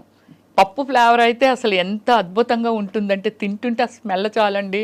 అంటే పప్పు టమాటా కానీ ఎనీ లీవ్స్ యాడ్ చేసి కానీ చాలా బాగా చేస్తాను. గోంగూర పచ్చడి, పచ్చి పచ్చడి, ఇలాంటివన్నీ. కంప్లీట్ గా జీవితాన్ని ఎలా స్ట్రా వేసి పీల్చేయాలో అన్ని మీరు అంతేగా. కానీ చాలా మంది చెప్తారు, స్వప్న గారు మీరు స్క్రీన్ మీద చూసిన రమ్య గారికి ఇన్సైడ్ మీరు అంటే అవుట్ సైడ్ మీ అంటే బయట చూసిన రమ్య గారికి అసలు సంబంధం కూడా ఉండదు. మీరు చాలా homely and exactly. Cinema time వరకే సినిమా వదిలిస్తే నాకు ఏ లైఫ్ తెలియదండి. పబ్ లైఫ్ తెలీదు, ఫ్రెండ్స్ సర్కిల్ లేరు, తాగడం అలాంటివి అలవాటు ఏమీ లేదండి. అంటే ఇవన్నీ టిపికల్ గా. సిల్క్ స్మిత గారిని కలిసారా మీరు? లేదు, అప్పటికే నేను వచ్చేసాను 97లో కదా నేను వచ్చాను. అప్పటికే ఆమె అవుట్ అయిపోయారు. అవును కదా, అవును కరెక్ట్. 97 అంటే కరెక్టే. మరి ఎవరెవరిని కలిసారు మీ కంటెంపరీస్? నేను సౌందర్య గారితో వర్క్ చేశాను, రమ్యకృష్ణ గారితో వర్క్ చేశాను. సౌందర్య గారితో నేను, సౌందర్య గారు అంటే ఇక్కడ తెలుగులో చేశాము. కన్నడలో ఆర్యభట్ అని నేను సెకండ్ హీరోయిన్. నాకు అవార్డు వచ్చింది, తనకు రాలేదు, నాకు వచ్చింది అవార్డు. సో ఆర్యభట్ అని రమేష్ అరవింద్ హీరో అనమాట. తను ఇట్స్ లైక్ శ్రీకాంత్ మనకి ఎలా హీరో అలా సతీ లీలావతిలో చేశారు కదా. యా. సో ఆయన మూవీ అనమాట. చాలా మూవీస్ చేసాము, ఒక 6 or 7 మూవీస్ చేసాము. చాలా ఫ్రెండ్లీగా ఉండేది. రమ్య నువ్వు అంటే మమ్మల్ని చైర్స్ చేసుకొని ఇంకా వేరే ఎక్కువ ఆర్టిస్టులు ఉంటారు కదా, మాట్లాడుకొని ఇదంతా చేస్తున్నప్పుడు నువ్వేమైనా దూదులు పెట్టుకుంటావు రమ్య, అందరూ సత్తాగా డిస్కస్ చేసి నవ్వినా సరే నువ్వు నవ్వు అలా ఉండిపోతావు ఏమిటి, ఎక్కడో చైర్ వేసుకుంటావేంటి రా, నన్ను రా అనేది, ఎక్కడో చైర్ వేసుకుంటావేంట్రా అనేసి అని. నేనేమి దూదులు పెట్టుకోను, కానీ మ్యాటర్ నాది కాదు కదా, సబ్జెక్ట్ నాది కాదు. అంటే నాతో మాట్లాడో లేకపోతే నా గురించి మాట్లాడితే వింటాను. ఎవరి గురించో మాట్లాడుతున్నారు కాబట్టి అది నాకు సంబంధం లేనిది కదా, అలా నాకు అలవాటు అయిపోయింది ఫస్ట్ నుంచి. నేను అంతే, ఎవరి మ్యాటర్లోకి నేను దూరను. ఎనీ పాజిబిలిటీ స్వప్న గారు చాలా వరకు అయ్యో పాపం అనే హార్ట్ ఉంది నా దగ్గర. అయ్యో పాపం ఇలా అయ్యిందా, అయ్యో మనకి అంటే నాకు ₹1,00,000 వచ్చింది అనుకోండి. చాలా ప్లేసుల్లో నేను ఇది స్టేట్మెంట్ కూడా ఇవ్వడం జరిగింది. నాకు ఒక 1 lakh వచ్చింది, 10,000 ఈజ్ నథింగ్. ఇంకా నాకు 90,000 ఉంది. ఆ 10,000 సాక్రిఫికేషన్ చేస్తాను. ఏమి చెయ్యాలి, దేనికోసం యూజ్ చేయాలి, ఏమిటి అనేది. సో 27 కంట్రీస్ తిరిగాను నేనైతే. ఎంత హైయెస్ట్ రెమ్యూనరేషన్ ఎప్పుడు అందుకున్నారు రమ్య గారు? నేను హైయెస్ట్ రెమ్యూనరేషన్ అయితే ఆర్యభట్టకండి, దానికి అందుకున్నాను. దానికి వచ్చి 15 lakh ఇచ్చారు నాకు. తర్వాత అన్ని ఐటమ్ సాంగ్ చేస్తే 10 lakh. 10 lakhs కూడా. వావ్. సో అయితే మీరు దాన్ని కెరియర్గా మలుచుకుని దాదాపు వెళుతున్న టైంలో మళ్ళీ మీరు చాలా మంది కమెడియన్స్ పక్కన వేశారు. బ్రహ్మానందం ఆల్ కమెడియన్స్తో, సుమన్ శెట్టితో కూడా చేశాను నేను. ఎలా ఉండేవారు అందరూ? అప్రిషియేటివ్గా అందరూ. నాకు ఎల్బి శ్రీరామ్ గారు నా సినిమాలో కూడా చేశారు కదండి. సో లైక్ ఒక ఫాదర్ లాగా అనిపించేవాళ్ళు. బ్రహ్మానందం గారు, అందరికంటే బ్రహ్మానందం గారితో చాలా ఎక్కువ, హేమ గారి కంటే నేను ఎక్కువ చేస్తుంటాను బ్రహ్మానందం గారితో. బట్ నేనేమిటంటే అంటే అందరికీ తెలుసు చాలా లిమిట్లో ఉంటుంది. రా అమ్మాయి వెళ్ళాడబోదాం, రావచ్చు కదా సరదాగా అని అన్నారనుకోండి, నేను ఏదో పని పెట్టుకునేదాన్ని. అంటే వేరే స్టేట్లో బ్రహ్మానందం గారు కానీ అలా రూమ్లో ఏం చేస్తావు, షూటింగ్ చేసి వచ్చి రావచ్చు కదా సరదాగాన. అలా అంటే సార్ నాకు ఇలాగా మాకు తెలిసిన వాళ్ళు ఉన్నారు అంటే, ఏదో ఇప్పుడు నన్ను ఏమి కొట్టరు. అలాగే నేను సఫర్ అయింది బాబు మోహన్ గారితో కానీ. సో అంటే వాళ్ళకి అర్థమైపోయేది ఒక 3 డేస్లోనో ఎప్పుడో 1 డే అంటే ఏదో చెప్పొచ్చు, 3rd డేస్ అలా ఉంటాయి కదా, వాళ్ళకి అర్థమైపోయి ఉండేది ఈ అమ్మాయి కావాలని అవాయిడ్ చేస్తుంది అని.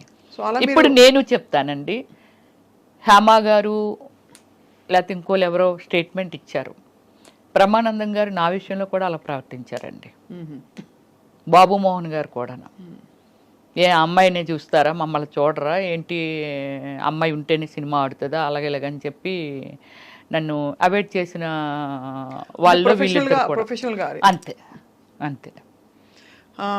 సో ఒక మామూలుగా పర్సనల్ లైఫ్స్లోకి మేము వెళ్ళామండి, బట్ ఎక్కడో ఒక చోట చదివాను మీకు చిన్నప్పుడే పెళ్ళయ్యి తర్వాత మీరు విడిపోయారని చెప్పి. విడిపోలేదు.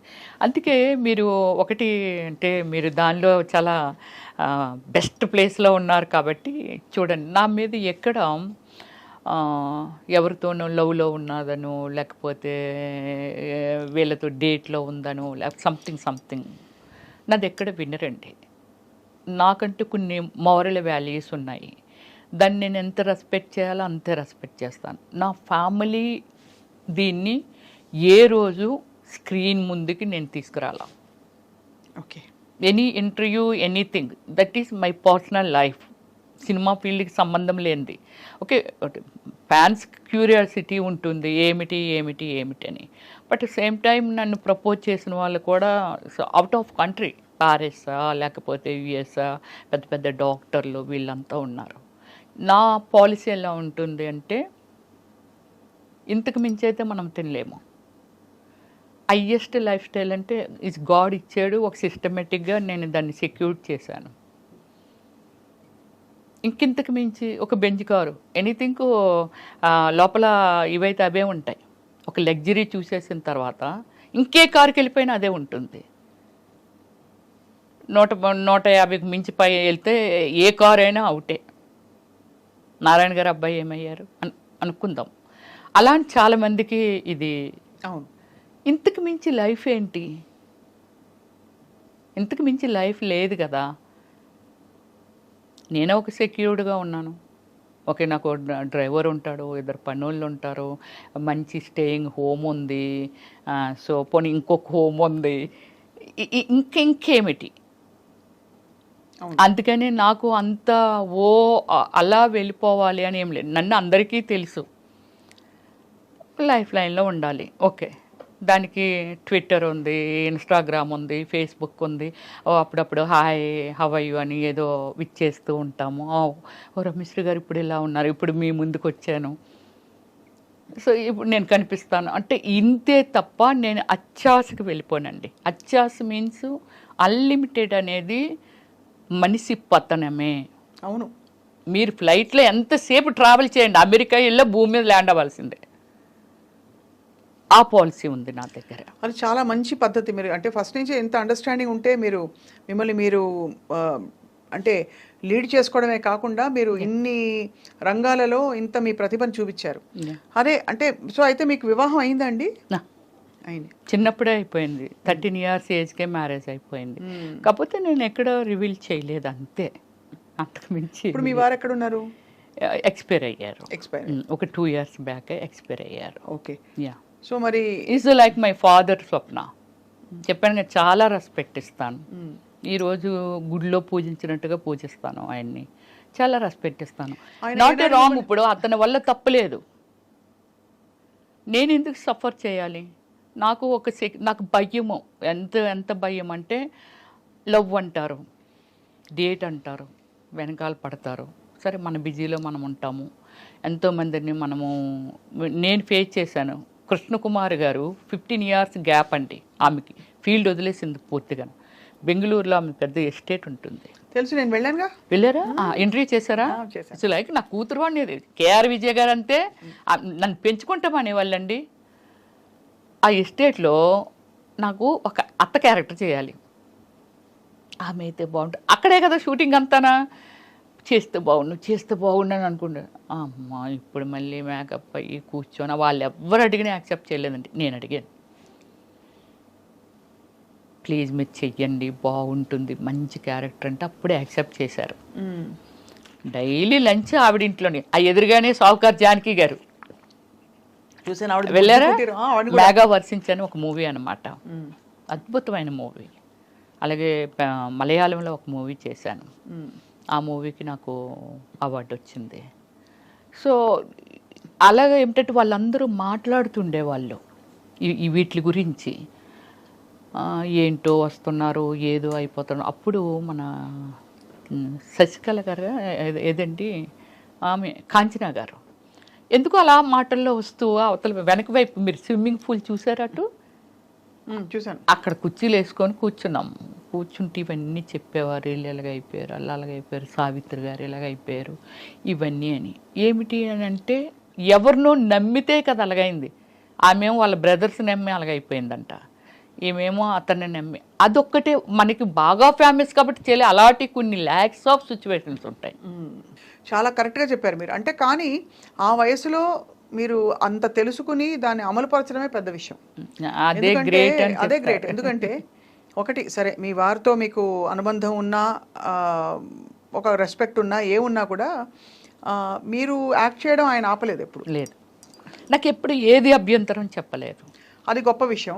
మీరు కూడా ఇండస్ట్రీకి వచ్చేసి టెంప్ట్ అయిపోయి ఇంకో దారిలోకి వెళ్ళిపోయి, అంటే నేను తప్పు రైట్ అని చెప్పట్లేదండి, ఎవరి జీవితానికి వాళ్ళు బాధ్యులు. డెఫినెట్లీ ఇప్పుడు అంత గొప్ప నటీమణుల గురించి మనం మాట్లాడుకున్నప్పుడు వాళ్ళ జీవితం అయ్యో ఇలా అయిపోయిందని మీరు చెప్తున్నారే, అలా కాకుండా మిమ్మల్ని మీరు కాపాడుకోగలిగారు. Actually you don't need anybody in your life, frank గా చెప్పాలంటే. నేనే రాజు నేనే మంత్రి అన్ని. ఒకటి స్వప్న, నీ మనసులో ఉన్న అడగాలని అడగలేకపోతున్నావు ఏంటో నేనే ఓపెన్గా చెప్తున్నాను. సినిమా ఫీల్డ్లో అంటే not only field, any place pressure ఉంటుంది, sexual pressure whatever, house వైఫ్లకు కూడా ఉంటుంది. ఇష్టం అది, దాన్ని ఎవరు మీ అభ్యంతరం చెప్పడం లేదు. నాకు ఒక ఐటెం ఇలా కూర్చొని మాట్లాడుతున్నాను స్వప్న, నువ్వు నాకు నచ్చేయచ్చు, లేకపోతే వీళ్ళు చూస్తున్నాను చాలా ఐటమ్స్ ఉన్నాయి, అందులో ఏదో నాకు నచ్చొచ్చు, ఇది నా హార్ట్ స్పందన. అలాగే ఎవరికి ఎందుకు నచ్చమో, ఒక గ్లామర్ ఉన్నప్పుడు వెంకటేశ్వర స్వామి దగ్గరికి ఎందుకు వెళ్తున్నాము, ఆయన ఏమైనా ఇచ్చేస్తున్నారా, ఇస్తారా మనకు తెలియదు, ఇస్తారా ఎవరు, కానీ నచ్చారు. చాలామంది గాడ్స్ ఉన్నారు కదా. కానీ ఐహిక సుఖాలకి దైవిక సుఖాలకి, దైవిక ఆనందానికి తేడా ఉంది కదా. ఉంది ఎగ్జాంపుల్ చెప్తున్నాను అంతే. అలాగా మనకి ఏమిటంటే మనం నచ్చిన వాళ్ళు పాపం ఎంతో మంది ఉండొచ్చు, దాన్ని ఎక్స్పెక్ట్ చేయడంలో తప్పులేదు, కానీ బలవంతం పెట్టకూడదు. సినిమా ఫీల్డ్లో కలిసి వర్క్ చేస్తుంటారు. ఇప్పుడు 500 కోట్లు 1000 కోట్లు బడ్జెట్లు వచ్చేసాయి, 5 crores అనుకుందాం. 5 crores పెట్టి ఒక మూవీ మేకింగ్ చేసిన ఒక ప్రొడ్యూసర్కి క్రమశిక్షణ ఉండదంటావా? ఒక డైరెక్టర్ తన సినిమా హిట్ అవ్వాలి, అదవ్వాలి, ఇదవ్వాలి అని ఎంత టెన్షన్లో తన క్రమశిక్షణ ఉండదంటారా? ఒక మనిషిని ఒక రిక్వెస్ట్ దానిలో పెట్టారు అని అంటే ఇష్టం అయ్యి, అంటే ఈ ట్రావెలింగ్లో ఏదో నచ్చింది. ఎందుకు రోడ్డు మీద నేను వెళ్తూ ఉంటాను కదా, నాకు డ్రైవ్ అంటే చాలా ఇష్టం, వెరీ స్పీడ్ డ్రైవర్ని నేను. వెళ్తుంటాం కదా, ఒక లొకేషన్ ఏదైనా నచ్చిందని ఆపేసి అక్కడ ఒక 10 నిమిషాలు ఏదో రిలాక్స్గా అంతా వాచ్ చేసి అప్ప చాలా బాగుంది, ఎటు కాసేపు కూర్చుంటే బాగున్ను అలా అనిపిస్తుంది నాకు. అలాగే ఒక ఇష్టాన్ని ఎవరిని స్టాప్ చేయలేము. బట్ అలా నచ్చి అడిగిన వాళ్ళు చాలామంది ఉన్నారు నన్ను పెద్దవాళ్ళు ఎవరైనా చాలా పెద్దవాళ్ళు. కానీ ఏ రోజు నేను రాంగ్ స్టెప్ వేయలేదు. అంటే నాకు ఒకవేళ సినిమా ఇవ్వమన్నారని అనుకుందాం, అదే కదా మెయిన్, ఐ డోంట్ కేర్. మీరే ప్రొడ్యూసర్ లేరు, మీరు ఒక్కలే డైరెక్టర్ లేరు, నేను ఒక్కదాన్ని ఆర్టిస్ట్ లేను, ఇది కూడా చెప్తా. సో ఏం చెప్పుకునేవారు, ఏది రావాల్సి ఉంటే అది వస్తుంది అంతే. ఇప్పుడు మనము మార్కెట్లోకి వెళ్ళాము కదా, ఒక ఐటమ్ మార్కెట్లో పెట్టినప్పుడు ఒక్కలే వెళ్ళి చూసి వెళ్ళిపోరు కదా, ఇంకెంతోమంది వస్తుంటారు, ఎవరో ఒకరికి నచ్చి కొనుక్కుంటారు కదా. అంతే, ఒక కళాకారునిగా నేనున్నాను, ఎంతోమంది సినిమాలు చేస్తున్నారు, చేసినప్పుడు నా అవసరం రమ్యశ్రీ అయితే భలే ఉంటుంది, ఆ సినిమాలు చాలా బాగా చేసింది. నువ్వు నేను సినిమా తర్వాత సునీలు నేను మా అదృష్టం ఏంటో తెలియదు, అంత బిజీ అయిపోయాం. డైలీ ఒక 3-4 షూటింగ్స్, ఒక్కొక్కసారి 10 days కూడా నేను నిద్రపోయేదాన్ని కాదు. నైట్ 2 వరకు డాన్స్, ఏదైనా ఐటమ్ సాంగ్ స్ట్రైన్ అయిపోదాన్ని. ఎక్కడో అడవుల్లో పెట్టేవాళ్ళు, ఎక్కడో పెట్టేవాళ్ళు. మళ్ళీ వేరొకరు location 7 o'clock, morning hour 7 o'clock call sheet. నేను ఎప్పుడు ఇంటికి వెళ్ళాలి, ఎప్పుడు పడుకోవాలి, ఎన్ని చేయాలి. ఇప్పటికే నా దగ్గర ఒక అసిస్టెంట్ ఉండేదండి, లక్ష్మి అనేసి. ఇప్పటికీ మాట్లాడుతుంది పిల్లలతో. పెద్దోళ్ళు అయిపోయారు, ఇంటర్మీడియట్ ఏదో చదువుతున్నారు. 10 years ఉంది అమ్మాయి నా దగ్గర. అమ్మాయి కోవే సరళ, తర్వాత రజిత గారు, వీళ్ళందరూ ఏటా పిల్ల పిచ్చిదాన్ని ఉంది, అలాడదాన్ని పెట్టుకున్న అందంగా ఉండేదాన్ని పెట్టుకో అన్నారు. 10 years ఉందండి. Everything only that girl. అన్ని చూసుకుంటా అన్ని కామ్మాయే. ఎంతమంది సీమరాని ఇచ్చి మంది, సౌందర్య ఇచ్చి మంది, శకిల ఇచ్చి మంది. అమ్మాయిని మేము అమ్మాయి వేస్తుంది, మేము అంతకు 3 ఇంతలు 10 ఇంతలు ఇస్తాం వచ్చి అని అనేవారు.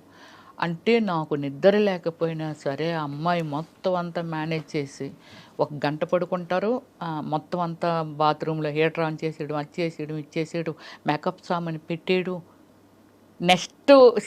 నెక్స్ట్ సినిమా ఏంటి, నా ఏం డ్రెస్ వేస్తాను, ఎలాగేస్తాను, దానికి షేడ్లు కూడా అమ్మాయికి వచ్చేసాయి. అంటే ఈ షేడ్ వేస్తారు మేడం గారు, ఈ కలర్ చీర కడతానన్నారు అని. అంత బ్యూటిఫుల్ వర్కర్ అండి. ఇప్పటికంతకే నేను మర్చిపోలేకపోయాను. 1 ఎకరం ల్యాండ్ కూడా అమ్మాయికి పండించుకొని ఇచ్చాను. మా విలేజ్ వాళ్ళది కొత్తపల్లి, మాది కొత్తూరు, పక్క విలేజెస్ అనమాట. చాలా చిన్నప్పుడు వచ్చింది అమ్మాయి. అమ్మాయిని నన్ను జైల్లో పెడతానని వారు, ఎంత చిన్నపిల్లని వర్క్ లేయడం మా మేడం పంచుకుంటుంది అనేది. అమ్మాయికి 1 acre కూడా ఇచ్చాను స్వప్న నేను. చాలా చాలా పెద్ద విషయం. అంటే మీరు ఇంత కనెక్ట్ అయ్యి అందరితో, మీరు ఒక్కొక్కరి గురించి మాట్లాడుతుంటే కూడా మీకు ఎంత కనెక్టెడ్గా వాళ్ళ జర్నీస్ మీతో కొనసాగాయి, మీ కోస్టార్స్ కావచ్చు. కానీ ఈ మొత్తం జీవితంలో మీరు యాక్చువల్లీ ఏం కోరుకున్నారు, అవన్నీ వచ్చేసాయి. What did you want? ఇప్పుడు ఇండస్ట్రీకి వచ్చినప్పుడు ఏమనుకుంటారు, పేరు రావాలి, అవును, నేను యాక్ట్ చేయాలి, 10 మంది నన్ను గుర్తుపట్టి మెచ్చుకోవాలి, ఇదే కదా, నాకు బోల్డ్ డబ్బులు ఉండాలి, ఇంతే కదా ఉంటాయి. ఇంకేమన్నా ఉంటాయా? అంటే నేను అనేది ఫర్ ఎగ్జాంపుల్ అవార్డ్స్ గెలుచుకోవాలి, అలాంటివి ఉంటాయా? అవి వచ్చాయి. మదర్ తెరెసా అవార్డు వచ్చింది for social service, of course. అది కాకుండా మీరు maximum number of languages 9 languages. 9 language. So Telugu, Tamil, Malayalam, Kannada, Oriya, Bhojpuri, Hindi, Punjabi, Bengali. అబ్బా, ఎంత గొప్ప లైఫ్, అది కూడా ఇంత షార్ట్ స్పాన్ లో. ఎగ్జాక్ట్లీ. అదే 7 నుంచి ఇప్పటి వరకే కదా, అంతే. అంటే 26 years లో ఇప్పుడు యాక్ట్ చేస్తున్నారా? ఇప్పుడు అదే నేను పొలిటికల్లోకి వచ్చి చెప్పాను కదా, జగనన్నకి ఇష్టం లేదు సినిమాలంటే అని చెప్పి స్టాప్ చేయడం జరిగింది. బట్ ఇంట్రెస్ట్ ఇంకా చేయాలని ఇప్పుడు మళ్ళీ సెకండ్ ఇన్నింగ్ స్టార్ట్ చేస్తున్నాను నేను. మనకి ఇది నిర్మలమ్మ అమ్మగారు ఎవరైతే ఉన్నారో ఆమె మనకి ఎవరికైనా సరే ఆమెనే ఎగ్జాంపుల్గా తీసుకోవాలి ఎవరైనా. ఎందుకంటే ఆ ఏజ్ వరకు, చనిపోయే మూమెంట్ వరకు ఆమె చేస్తూనే ఉంది. బట్ కళాకారులకి ఇప్పుడు పొలిటికల్ ఆల్సో. సో అయితే కానీ మీరు ఈ క్రమంలో రమేశ్రీ గారు, మీరు వాళ్ళ అందరు యాక్టర్స్ గురించి వినేవాళ్ళు కదా, అంటే వాళ్ళ లైఫ్స్ ఇలాగా, వాళ్ళ లైఫ్ అప్పుడు ఏమనిపించేది? రాంగ్ డెసిషన్స్ తీసుకున్నారు, ఖచ్చితంగా అండి. నేను నా మీలాంటి మీడియా మిత్రులుగా ఉండా కూడా నేను చాలా మందికి, ఎందుకంటే ఇంటర్వ్యూస్ అని ఇండియా గ్రిల్స్ అనేది ఒకటి ఉండేది, ఇప్పుడు ఉందో లేదో నాకు ఐడియా లేదు. ఇండియా గ్రిల్స్ ఎప్పటి నుంచో మొదలు పెట్టేశాను. నాకు అంటే క్యూ కట్టేవాళ్ళు ఇంటర్వ్యూస్కి. ఆ హీరోయిన్లు కూడా వచ్చేవి కాదు ఇంటర్వ్యూస్, అవిని అన్ని ఇంటర్వ్యూ చేసేసేదాన్ని నేను. మీరు ఏం చెప్తారు కొత్తగా వచ్చిన ఆర్టిస్టులకి అంటే, సో కొత్తగా వచ్చిన ఆర్టిస్టులకి ఎవరికైనా సరే ఇప్పుడు వాళ్ళకి ఏం గోల్ ఉంది, ఇప్పుడు ఎంతమంది లైఫ్ని సీరియల్స్లో చేసి ఏదో 1-2 సీరియల్స్ చేసి తర్వాత వాళ్ళ లైఫ్ ఏమైపోతుంది, వాళ్ళు ఏమైపోతున్నారు ఏమిటి, చాలా ఫాస్ట్ థింకింగ్. వచ్చామా, ఒక కారు కొన్నామా, ఒక అపార్ట్మెంట్, దట్స్ ఇట్, దీని తర్వాత ఏమిటి నెక్స్ట్, వాళ్ళు ఎందులోకో వెళ్ళిపోయి వాళ్ళ కెరియర్ స్మాల్ చేసుకొని, అంటే లాంగ్ టైం ట్రావెలింగ్ ఉండడం వల్ల ఎక్స్టెండ్ అవుతాం, అంతే కదా. అవును, అంతే కదా. సో అది కోల్పోతున్నారు చాలామంది. లవ్ చేయడం తప్పని కదా. ఒకటి నేను ఎప్పుడో అప్పుడే చెప్పుంటాను నేను, రమ్య గారు మీ వెంట ఎంతమంది పడి ఉంటారు, ఎవరు అక్కర్లేదండి. ఆశా సుబ్బలక్ష్మి గారు అని వెరీ ఫేమస్ గ్యాస్ట్రాలజీ. ఒకరోజు నేను అపోలోలో రాఘవ దత్తా గారు అనేసి ఆయన దగ్గరికి నేనే డాక్టర్ అంటారు అందరూ, నేనే ఎదురు చెప్తూ ఉంటాను అన్నీని. ఎవ్రీ 6 monthsకి హెల్త్ చెకప్ చేయించుకుంటాను. చేయించుకొని ఇంకా ఎక్స్ట్రా ఈ హెల్త్ చెకప్లో ఏవి రాలేదనేది నేను గూగుల్లో సెర్చ్ చేసి మళ్ళీ పర్సనల్గా వెళ్ళి చేయించేసుకుంటూ ఉంటాను. అమ్మ నీకు ఇక్కడ ఒక విగ్రహం కట్టాలి అపోలో హాస్పిటల్ ముందుని. ఎంత సెన్సిటివ్ ఏంటి రమ్య, మా వాళ్ళకి అందరికీ లేకపోతే నీకు ఒక పేపర్ ఇచ్చి ఎక్స్ప్లెయినర్లుగా మార్చాలి నిన్ను అక్కడ ముందు కూర్చోబెట్టి అని చెప్తూ ఉంటారు అక్కడ సిఇఓ గారు కానీ ఎవరైనా సరే. వెళ్ళిపోతున్నాను, ఆశా సుబ్బలక్ష్మి గారు వెళ్తున్నారు. రమ్య గారు మీరు ఎంత అందంగా ఉంటారు కదండి, మీ వెనకాతలు ఎవరు పడరా అని అడిగింది. ఇలా రెక్క పట్టుకొని లాగింది, నేను చూడలేదు అంటే సీరియస్గా వెళ్ళిపోతూ ఉంటాను అనమాట. సో ఇలా రెక్క పట్టుకొని ఇలా లాగింది. ఏమండి ఇంత బాగుంటారు, అసలు మీ వెనకాతలు ఎవరు పడరా అని అడిగింది. ఏంటండి ఈ వీధిలో ఎవరు పడితే అలా పడిపోతారా డాక్టర్ గారు అని అంటే, లేదండి నాకే అనిపిస్తుంది మిమ్మల్ని చూస్తూ ఉంటే. Very lovely. ఆవిడకి ఒకే డాటర్ అనమాట. సో అప్పటికి ఇంకా కిడ్ అమ్మాయి 6 years old అనమాట. సో అలాగే ఏమిటంటే చాలా ప్రౌడ్గా ఫీల్ అవుతాను అంతే, అంతకు మించి ఏమి వెళ్ళను ఎక్స్ట్రా. చాలా ప్రౌడ్గా ఫీల్ అవుతాను. ఎవరైనా నేను వెళ్ళిపోతుంటే నన్ను ఎవరైనా చూశారు, వాడు చూస్తాడు అనుకుంటాను, చూస్తాడు, అది చూడడంలో గ్రేట్గా ఫీల్ అవుతాను. మళ్ళీ వేరే సెకండ్ థాట్ ఏమీ ఉండదు నాకు. అంతే చూడడంలో గ్రేట్గా ఫీల్ అవుతాను. బాగుంది, చాలా ఆనందం ఉంది. ఇంకొక విశేషం ఏంటంటే మీరు 9 భాషల్లో నటించి ఇంత తిరిగేసి అంతా చేశారు, కానీ మీ ఊరి భాష ఎక్కడ పోలేదు. లేదు, ఉత్తరాంధ్ర భాష ఇది కూడా మీకు చెప్పాలి. ఎంతమంది అడిగారు తెలిసిన, ఏంట్రా మీ స్లాంగ్ మార్చవేంటి, ఎందుకు స్లాంగ్? నేనన్నా ఎందుకు మార్చాలి అన్నా, తల్లిని మార్చినట్టుగానే కదా. అవును, మీ ఊరి భాష, మీరు పుట్టి పెరిగిన వాతావరణము, దీన్ని ఎందుకు మార్చాలి అంటాను నేను. ఎందుకు మార్చాలి, మార్చను నేను అనేదాన్ని. చాలా మొండిగా, నీ రూపం చూస్తే నువ్వు చూస్తే అసలు నీకు తెలుగు వచ్చా, ఎక్కడో నారుతమ్మా ఇవి ఇలా అనుకుంటాము. అంటే చాలా ఉంది, మీకు తెలుగు వచ్చా మేడం అని అడుగుతారు. బట్ నేను మాట్లాడేది స్వచ్ఛమైన తెలుగు, మా లాంగ్వేజ్. అదే మీ లాంగ్వేజ్. శ్రీకాకుళం యాడ్ అవుతుంది, శ్రీకాకుళం భాష బాగా వినిపిస్తుంది, యాడ్ అవుతుంది. అలాగే విజయనగరం, బొబ్బులి, విజయనగరము, ఇలా అన్ని విజయనగరం అని పలుకుతాం. విజయనగరం అనేసరికి తెలిసిపోయింది. అది ఆ స్లాంగ్ నేను వదలను, నాకు నచ్చదు. ఇప్పుడు మీ వాళ్ళంతా అక్కడే ఉన్నారా? అంత అక్కడే ఉన్నారు, నేను ఒక్కదాన్ని. మీరు ఎంతమంది అక్క చెల్లెళ్ళు రమేష్? Brothers sisters 6 members. మాది అంతే, మాకు తెలిసినప్పటి నుంచి మాదంతా సెటిల్ ఇన్ విశాఖపట్నము. సో నా బ్యాక్గ్రౌండ్ అంటే నేను పెరిగిందంతా చెప్పాను కదా, అమ్మమ్మ వాళ్ళ ఊర్లో పెరిగాను. సో అందువల్ల ఏమిటంటే నేను 10th class అయిపోయిన తర్వాత సిటీకి వచ్చాను నేను.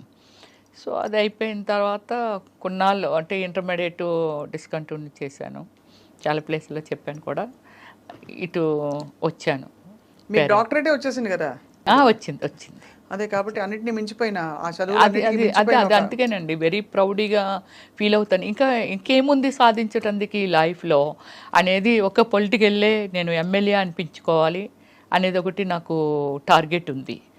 ఎమ్మెల్యే అనిపించుకోవాలి. నేను ఇచ్చిన సర్వీసు అంటే మనం ఒకటి చెప్తామండి, విగ్రహాలుగా ఒక ఎన్టీఆర్ గారు, రాజశేఖర్ రెడ్డి గారు, లేకపోతే ఎంతోమంది అల్లూరి సీతారామరాజు గారా, లేకపోతే గాంధీ తాత గారా, లేకపోతే ఇలా ఉన్నారు. నా రేంజ్కి ఏది ఇచ్చినా ఆ రేంజ్లో నేను నిలబడాలనేది నాకు ఒకటి ఉంది. అని మీకు ఏది ఇచ్చినా మీరు దానిలో బెస్ట్ చేయాలని, ది బెస్ట్ చేయాలనేదే నా కోరిక అనమాట. అది. సో రమేష్ గారు, ఇన్ని మన డీప్ విషయాలు మాట్లాడాం. ఎన్ని డ్రెస్సులు, ఎన్ని చీరలు ఉంటాయండి మీకు? నాకు సారీస్ అంటే ఒక 1000 above ఉంటాయి. అంటే చాలాన్ని కట్టకుండానే చాలా మందికి సూట్ కేసులతో ఇచ్చేస్తూ ఉంటాను. ఎందుకలా? నాకు ఇంకా కట్టే అవసరం రాలేదు, చాలా కాలం అయిపోతుంది. మా పెద్దొదిన గారు ఎవ్రీ ఇయర్ చీర పెడతారు. అది ఆ చీరలు నేను ఎప్పుడైనా టచ్ చేసానో లేదో కూడా నాకు తెలియదు. అలాగే నేను కూడా కొనేస్తాను పిచ్చిగా. అవి నేను కట్టే అవకాశం రావట్లేదు నాకు. డ్రెస్సులే వస్తారు, ఎక్కువ డ్రెస్సులే. కానీ కట్టే అవకాశం వచ్చినా ఎలాంటివి కడతాం మనము?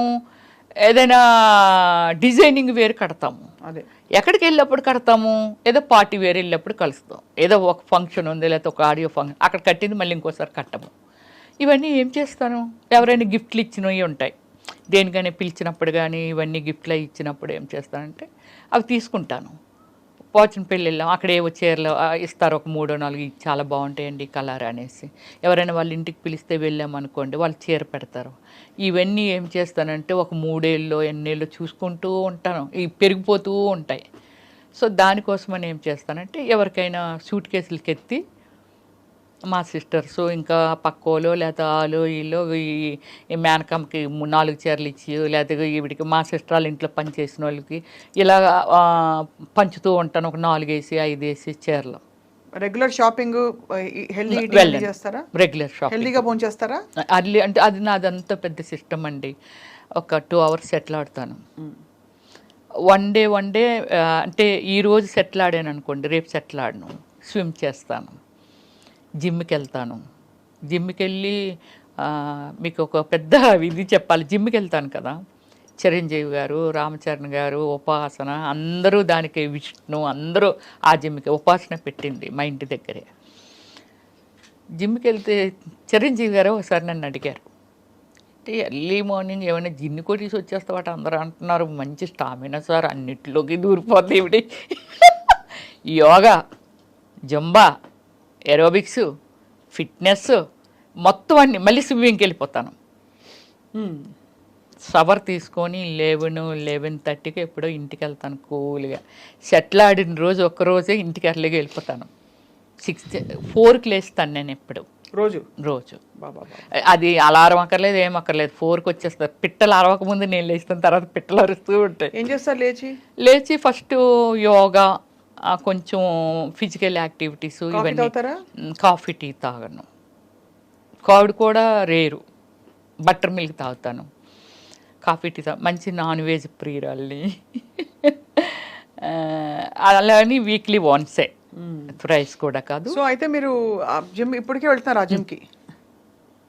ఏది మానేను నేను, ఏది మానేను. ఇప్పుడు లెగ్స్ ఇలా స్ప్రెడ్ చేస్తాను, బ్యాక్ బెండ్ చేస్తాను, లెగ్ ఇలా స్కై ఇది చేస్తాను, అన్నీ చేస్తాను నేను ఇప్పటికీ కూడా. అసలు వింటుంటే ఒక మనిషి జీవితం గురించి వింటున్నట్లేదు మీ దాన్ని చెప్తుంటే. ఒక నలుగురు రమ్యశ్రీలు మీలో ఉండి వాళ్ళందరూ కలిసి ఒక రమ్యశ్రీగా తయారైనట్టు. అంటే you have achieved so much in a short span. And మీకు ఇష్టం వచ్చినట్టు మీ టర్మ్ ఎప్పుడు నవ్వుతూనే ఉంటాను. నన్ను నేనే ప్లాన్ చేసుకుంటాను, ఎవరి హ్యాండ్లోనూ పెట్టను, నాకు నచ్చదు. ఎప్పుడైనా దిగాలేసి ఏడుస్తారా? ఎప్పుడైనా? నాకు అసలు ఏడిపే రాలేదు ఎప్పుడు. మన వల్ల ఇతరులు ఏడ్చారా ఎప్పుడైనా? అది కూడా లేదండి. అది ఇంకా నేనేమైనా ఫీల్ అయిన డే చెప్పాను కదా, 5 కోట్లు అలా పోయినా ఎవరితోని నేను షేర్ చేసుకోను. నా ఫ్యామిలీ కాదు, బ్రదర్స్ కాదు, ఎవరితోనూ పంచుకోను. నన్ను ఏదైనా రిక్వెస్టింగ్ ఏదైనా హెల్ప్ అడిగారు అనుకోండి, వీలైనంత వరకు చేయటానికే ట్రై చేస్తాను. చాలా చేసేసాను నేను, బ్యూటిఫుల్, చాలా చేశాను. సొసైటీకి ఎలా చేస్తాను, నా ఫ్యామిలీకి కూడా అంతే చేస్తాను. ఎవరినైనా నాకు తెలియకుండా వెళ్ళి నేను అడ్రస్ ఇస్తాను, మీరు ఎంట్రీ చేసుకోవచ్చండి. చిన్నప్పటి నుంచి అంటే నాకు ఏదైనా అనిపించింది, ఇప్పుడు ₹1 కోటి లేకపోతే 2 కోట్లు నా ప్రాపర్టీ ఏదో అమ్మేశారు అనుకుందాం, నేను ఎందుకు అమ్మారని కూడా అడగను. దాన్ని అయిపోయింది, అది రిపీట్ చేయను మళ్ళీ. బాబోయ్, మీలా ఉండడం చాలా కష్టం. ఎవ్వరా అమ్మేసావు కదా ఎవ్వరని కూడా, గాడ్ ప్రామిస్లీ నేను ఎప్పుడు ఎవరిని అడగలేదు. అమేజింగ్, చాలా చాలా అమేజింగ్ క్వాలిటీస్. చాలా అమేజింగ్గా మీ లైఫ్ని మీరు ప్లాన్ చేసుకున్నారు రమ్యశ్రీ గారు. ఫస్ట్ మీరు అసలు సాహస వనిత. ఎందుకంటే మా ఇంటికి వస్తే మీకు తెలుస్తుందండి, it's like 7 star above my బెడ్రూమే కాదు, హాలే కాదు, డైనింగ్. కూర్చున్నాను అంటే అంత పీస్ఫుల్గా ఉండాలి. బెడ్రూమ్లోకి వెళ్తే ఒక స్వర్గలోకంలోకి వెళ్ళట్టు. అయితే మీరు ఎప్పుడు కాదనను అన్నారు కాబట్టి ఎప్పుడైనా మీరు అనుమతిస్తే వచ్చి మీ ఇల్లు చూస్తాం. అయ్యో షూర్, డెఫినెట్లీ. అదే ఇంకొక ఇల్లు విల్లా కట్టుకుంటున్నాను, కన్స్ట్రక్షన్ అవుతుంది. 5 monthsలో చేంజ్ అయిపోతాను. డ్రీమ్ అంతే. అప్పుడులో రమ్యశ్రీ డ్రీమ్ హౌస్ అని వేశారు. అంటే ఎవరెవరో ఏదో కట్టుకోవడం ఇంకా బాగా కట్టేసి ఉండొచ్చు, కానీ నా టేస్టు, నా ఫీలింగు అంటే పడుకుంటే ఇలా ఉంటుందా అనేది. బెడ్రూమ్ అంటే బెడ్రూము, నా బాత్రూమ్ కూడా అంత గార్డెనింగే. చాలా లవ్లీగా ఉంది వినడానికి. వాష్రూమ్ కూడా వాష్రూమ్ లాగా ఉండదు, అన్ని వాష్రూమ్స్ ఒక మంచి ఒక బెడ్రూమ్ కంటే మించి ఉంటాయి వాష్రూమ్స్. అంటే అది నాకు ఇష్టం అనమాట. మీరు అసలు ఇవన్నీ కాదండి, మీకు ఇష్టం వచ్చిన టర్మ్స్ మీద మీరు బతకడం, ఎగ్జాక్ట్లీ అదే చాలా ఇక్కడ రిమార్కబుల్ థింగ్. ఎగ్జాక్ట్లీ. అండ్ చాలా చాలా inspiring for so many people watching. Yeah. And చాలా మంది మహిళలకు మీరు ఇచ్చిన అడ్వైజ్ ఇవాళ ఏంటంటే మీ డెసిషన్స్ మీరే తీసుకోండి. ఎస్.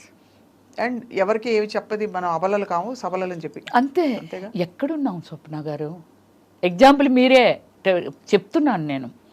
మీ ఇంటర్వ్యూ అంటే చాలామంది అంటే నేను మిమ్మల్ని పొగట్టలేదు, నేను ఫ్రాంక్గా చెప్తున్నాను. మీ ఇంటర్వ్యూ స్వప్న ఇంటర్వ్యూ అంటే చాలా జెన్యూన్ ఉంటుంది, చాలా అసలు ఎంత బాగా మాట్లాడుతుంది, అడుగుతుంది, చాలా హోమ్లీ ఉంటుంది. ఇలాంటి నేను ఎప్పుడో విన్నివి, ఎప్పుడో నేను విన్నాను అంతే. సో అలా అంటే ఏమిటంటే నేను కూడా నా సెల్ఫ్ డిసిషన్స్ ఏనండి అన్నీని. ఒకరి వల్ల ఏడవకూడదు, ఒకరి వల్ల నవ్వకూడదు, అంతే. టీవీ ఒక 10 రోజులు చూడకపోయినా ఆశ్చర్యపోవక్కర్లేదు, నాకు టైం దొరకలేదు అంతే. ఎవరైనా ట్రోల్ చేశారా మిమ్మల్ని ఎప్పుడైనా? చేయలేదు, చేయలేదు, ఇప్పటి వరకు లేదు. ఏంటి శ్రీరెడ్డి గారి గురించి మాట్లాడినప్పుడే నన్ను చేయలేదు, నన్ను ఏమనలేదు ఆమె. అంటే నేనేమంటానంటే అండి, ఇప్పుడు శ్రీరెడ్డి అనే ఒక వ్యక్తి ఉంది, ఆమె పర్సనల్ లైఫ్, అవునంతే, తన ఆమెది, ఇట్స్ హర్ చాయిస్, అంతే ఆమె చాయిస్. ఆమె ఎలా ఉండాలని డిజైన్ చేసుకుందో అందులో వెళ్ళిపోతుంది, నష్టము లాభం ఆమె ఫేస్ చేస్తుంది, నాట్ టు యూ అండ్ మీ, అంతే కదా. సో అలాంటప్పుడు నేను ఒకటే పాయింట్ ఆమె గురించి మాట్లాడమంటే చెప్పాను. తప్ప రైట్ అనేది నిర్ణయం తీసేసుకుంది, అయిపోయింది, దాని గురించి మనం ఆర్గ్యూ చేసాం, అనవసరం. కానీ ఫీల్డ్లో ఇలా ఉంటారనుకుంటే చాలా తప్పు.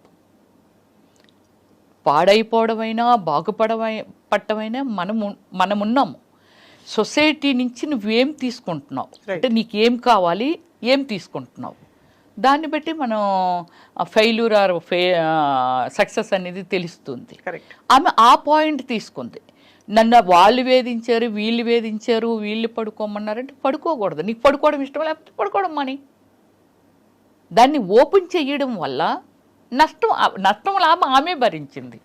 ఖచ్చితంగా లేదండి. అంటే నేను ఈ విషయంలో తను ఒక పాయింట్ని లేవనెత్తడం, మీకు ఆ ఎక్స్పీరియన్సెస్ అవ్వలేదేమో, మీరు చాలా అదృష్టవంతులు.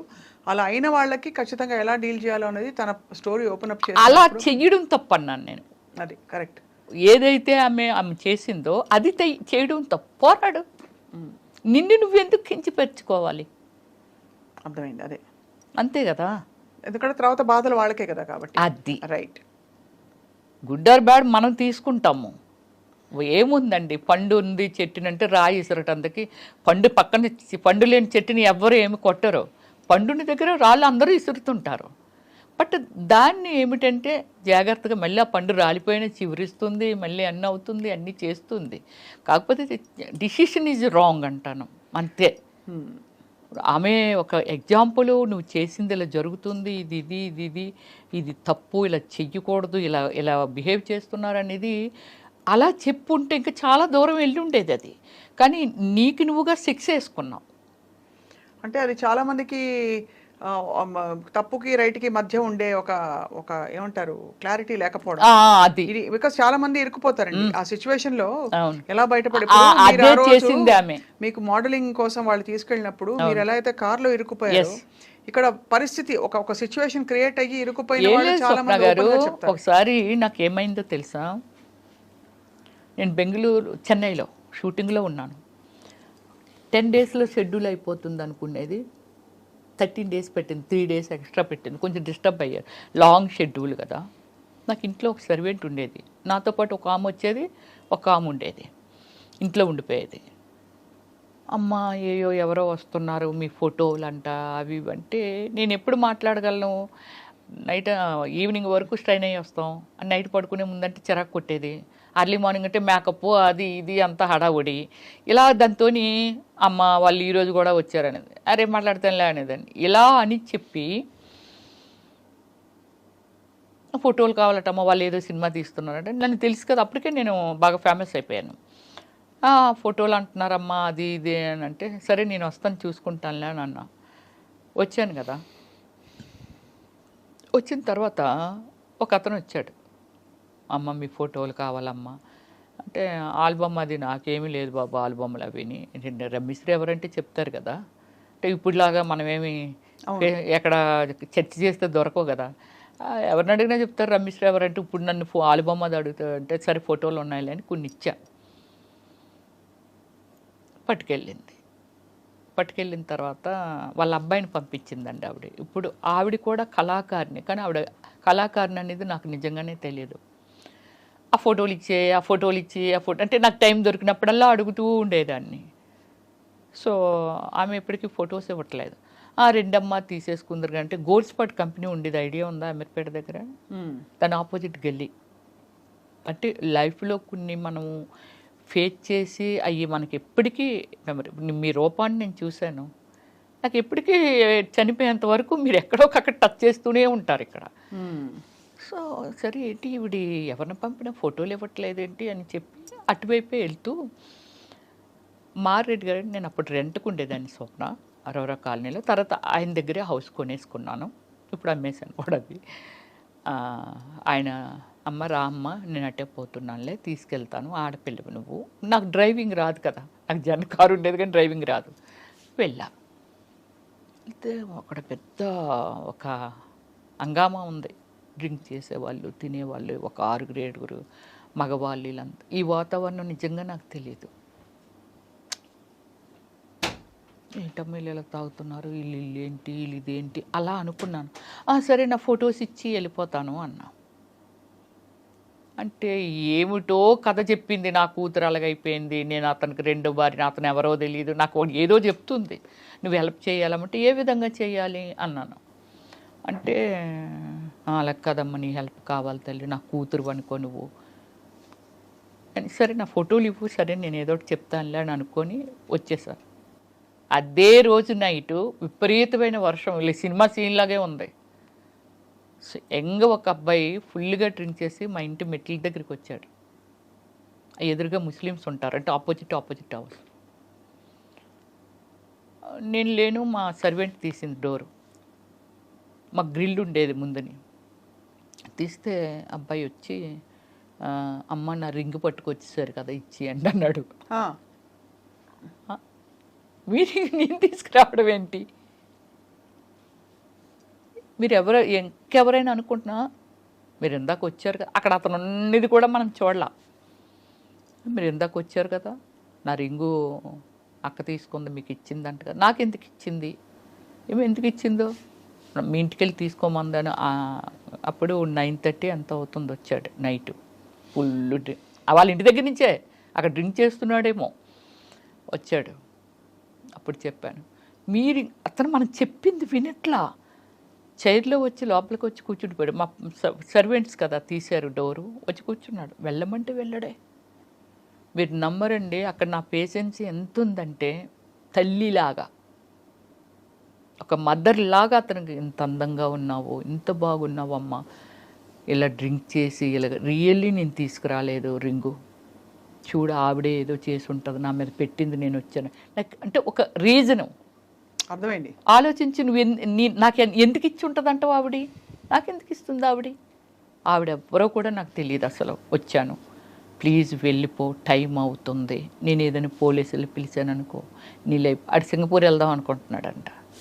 ఆవిడికి నువ్వెలా దొరికేవు, ఆవిడింటికి నువ్వెందుకు వెళ్ళేది, ఒక మదర్ లాగా అలా అలా అలా అలా అలా అలా ఎక్స్ప్లెయిన్ చేసి అతన్ని 11:30కి బయటకు పంపగలిగాను. నా ఓపుకి నాకు నేనే జోహార్ చెప్పుకున్నాను, ఇంత ఓపుక రమ్య అనేది. ఏం చేసేస్తాడో భయం. మామూలుగా ఎవరినైతే కసురుతారు, లేకపోతే పక్క వాళ్ళని పిలుస్తారు, పోలీసులు కంప్లీట్ చేస్తారు. చెయ్యలేదు అసలు, బ్రతిమిలాడే రీజన్ వాడు కరిగాడు. లాస్ట్కి కరిగి అప్పుడు బయటికి వెళ్ళాడు. లోపల ఒక భయము, వీడు ఫుల్ తాగేస్తున్నాడు, టూ యంగ్ అబ్బాయి, ఏమైనా చేసేస్తాడేమో. బాబోయ్, మీరు అసలు మీ ఎక్స్పీరియన్సెస్ మొత్తం అంతా చూస్తే ఒక కథ బుక్ రాశారంటే మీకు అది రాయించండి యాక్చువల్లీ. అంటే మీరు ఇండస్ట్రీకి వచ్చిన తీరు, ఆ కార్లో అయిన ఇన్సిడెంట్, ఇలాంటి బోల్డ్ జరిగి ఉంటాయి. అవన్నీ కలిపి నిజంగా రమ్యశ్రీ గారు మీరు ఎలా బయటపడ్డారు? బయటపడడం అంటే చెప్తున్నాను కదా, నాకు ఓపిక ఎక్కువ స్వప్న గారు. తర్వాత మీరు భయపడరు మెయిన్. ఫస్ట్ అది ఏదైనా అవనియండి, నేను వచ్చి కొన్నిట్ల మీద పెట్టి దగ్గర ఒక 15 crores పోగొట్టుకున్నాను. నాకు గాడ్ ఫాదర్ లేక, అంటే చెప్పేవాళ్ళు లేక, ఓ దీని మీద అయితే ఇది పెరుగుతుంది, ఇదైతే ఇలాగ అవుతుంది, ఆ పాపం ఇలా అడుగుతాను ఇచ్చేస్తారా అట్లే, ఇలా ఇలా ఇలా అనుకొని పోగొట్టుకొని ఉంటాను. కానీ ఏ రోజు దాని గురించి నేను ఆలోచించిన రోజు నాకు ఇంకా రాలేదు. ఆలోచించను నేను. మళ్ళీ రేపు స్టార్ట్ అవుతుంది వన్ డే, దానికోసం ప్రయత్నం చేస్తాను నేను. బ్యూటిఫుల్. పోయిన దాని గురించి నెవర్ థింకింగ్, ఇలా ఆలోచిస్తాను నేను. ఏదైనా నేను చెప్తున్నది everything is true. Of course. అంటే వి బిలీవ్ మీరు వచ్చి మీరు ఇంత మీ కథ అంతా చెప్పుకోవడం, మీ జరిగిన ఎక్స్పీరియన్స్ చెప్పుకోవడమే ఖచ్చితంగా మిమ్మల్ని నమ్ముతున్నా. అంటే మీ ఎక్స్పీరియన్స్ ఎంత రియలో అర్థమవుతుంది. ఒక అబ్బాయి చెప్పాడండి, ఓమల్లి సినిమా చేశాను కదా, వాళ్ళ పేరెంట్స్ ఓమల్లి అంటే ఆ నలుగురు అనేది ఒకటి ఏదో వచ్చింది కదా అప్పుడులో, మీరు వినేవాళ్ళు. సినిమాలు, చిన్న సినిమాలు రిలీజ్ అవనివ్వట్లేదు, థియేటర్స్ ఇవ్వట్లేదు, సో ఇప్పుడు ఆ మూవీస్ బయటికి వెళ్ళట్లేదు, అది ఇదని డేర్ అండ్ డాష్తో రిలీజ్ చేశాను. సినిమా యూట్యూబ్లో పెట్టిన తర్వాత ఎవరో నా ఫ్యాన్, వాళ్ళ పేరెంట్స్ సినిమా చూసారట. ఇంత అందంగా ఉంటుంది, అమ్మో ఇంత బాగుంది, ఎందుకు అలాంటి క్యారెక్టర్లైజ్ చేస్తుంది ఆవిడని. అప్పుడు దాకా నా మీద ఉన్న ఒపీనియను, ఏంటి ఇలాంటి క్యారెక్టర్లు చేస్తుంది ఇవిడి అనేవాళ్ళు. అంటే ఎప్పుడైనా సినిమాల్లో సీన్ వస్తే, ఈ అబ్బాయికి అంత ఒపీనియన్ ఏమీ లేదు నా మీద. ఎవరో ఒక ఫ్యాన్, వాళ్ళ పేరెంట్స్ అంటున్నాడు, అమ్మో ఎలా చేసిందో తల్లి అలాగన్నారంట. అబ్బాయి నాకు ఫోన్ చేసిన థర్డ్ డే అబ్బాయి యూఎస్ఏ వెళ్ళిపోతున్నాడు. ఫోన్ చేసి నాతో చెప్తాడు, ప్లీజ్ మేడం అలాంటి క్యారెక్టర్ చేయకండి, నా పర్సనల్గా ఫీల్ అయ్యి చెప్తున్నాను, very very extraordinary human being, అన్ని షేడుల్లోనూ మీరున్నారు, కానీ సినిమాలో మీరు చేసిన క్యారెక్టర్ చూస్తే చాలామంది ఈవిడ ఎలాంటిదో అంటే సినిమాలో క్యారెక్టర్ని బట్టి, మీ పర్సనల్ లైఫ్ ఎవ్వరికీ తెలియదు, కానీ సినిమాలో క్యారెక్టర్లు బట్టి మిమ్మల్ని తప్పుగా అనుకుంటారు, చీప్గా అనుకుంటారు. కానీ ఓమల్లి సినిమా మీ టాలెంట్ చూసిన తర్వాత ఎందుకు ఈమె ఇలాంటి క్యారెక్టర్లు చేస్తుందా అని నాకు అనిపించింది మేడం. ప్లీజ్ మేడం ఇంకెప్పుడు ఎలాంటి క్యారెక్టర్స్ అన్నాను నేను. ఒక హీరోయిన్ ఉంది, హీరోయిన్ షార్ట్ డ్రెస్ వేయట్లేదా? ఇప్పుడు ఈరోజు మీరు చూస్తున్నారు చాలా ఈవెంట్స్కి, ఒక హీరోయిన్ వెళ్ళాలంటే ఒంటి మీద బట్టలు కూడా లేకుండా వెళ్తున్నారు, అంటే ఆ విధంగా డిజైనింగ్ డ్రెస్. అవును. ఒక హీరోయిన్ని రిసీవ్ చేసుకుంటే కదా ప్రొడ్యూసర్స్, ఆడియన్స్ రిసీవ్ చేసుకుంటే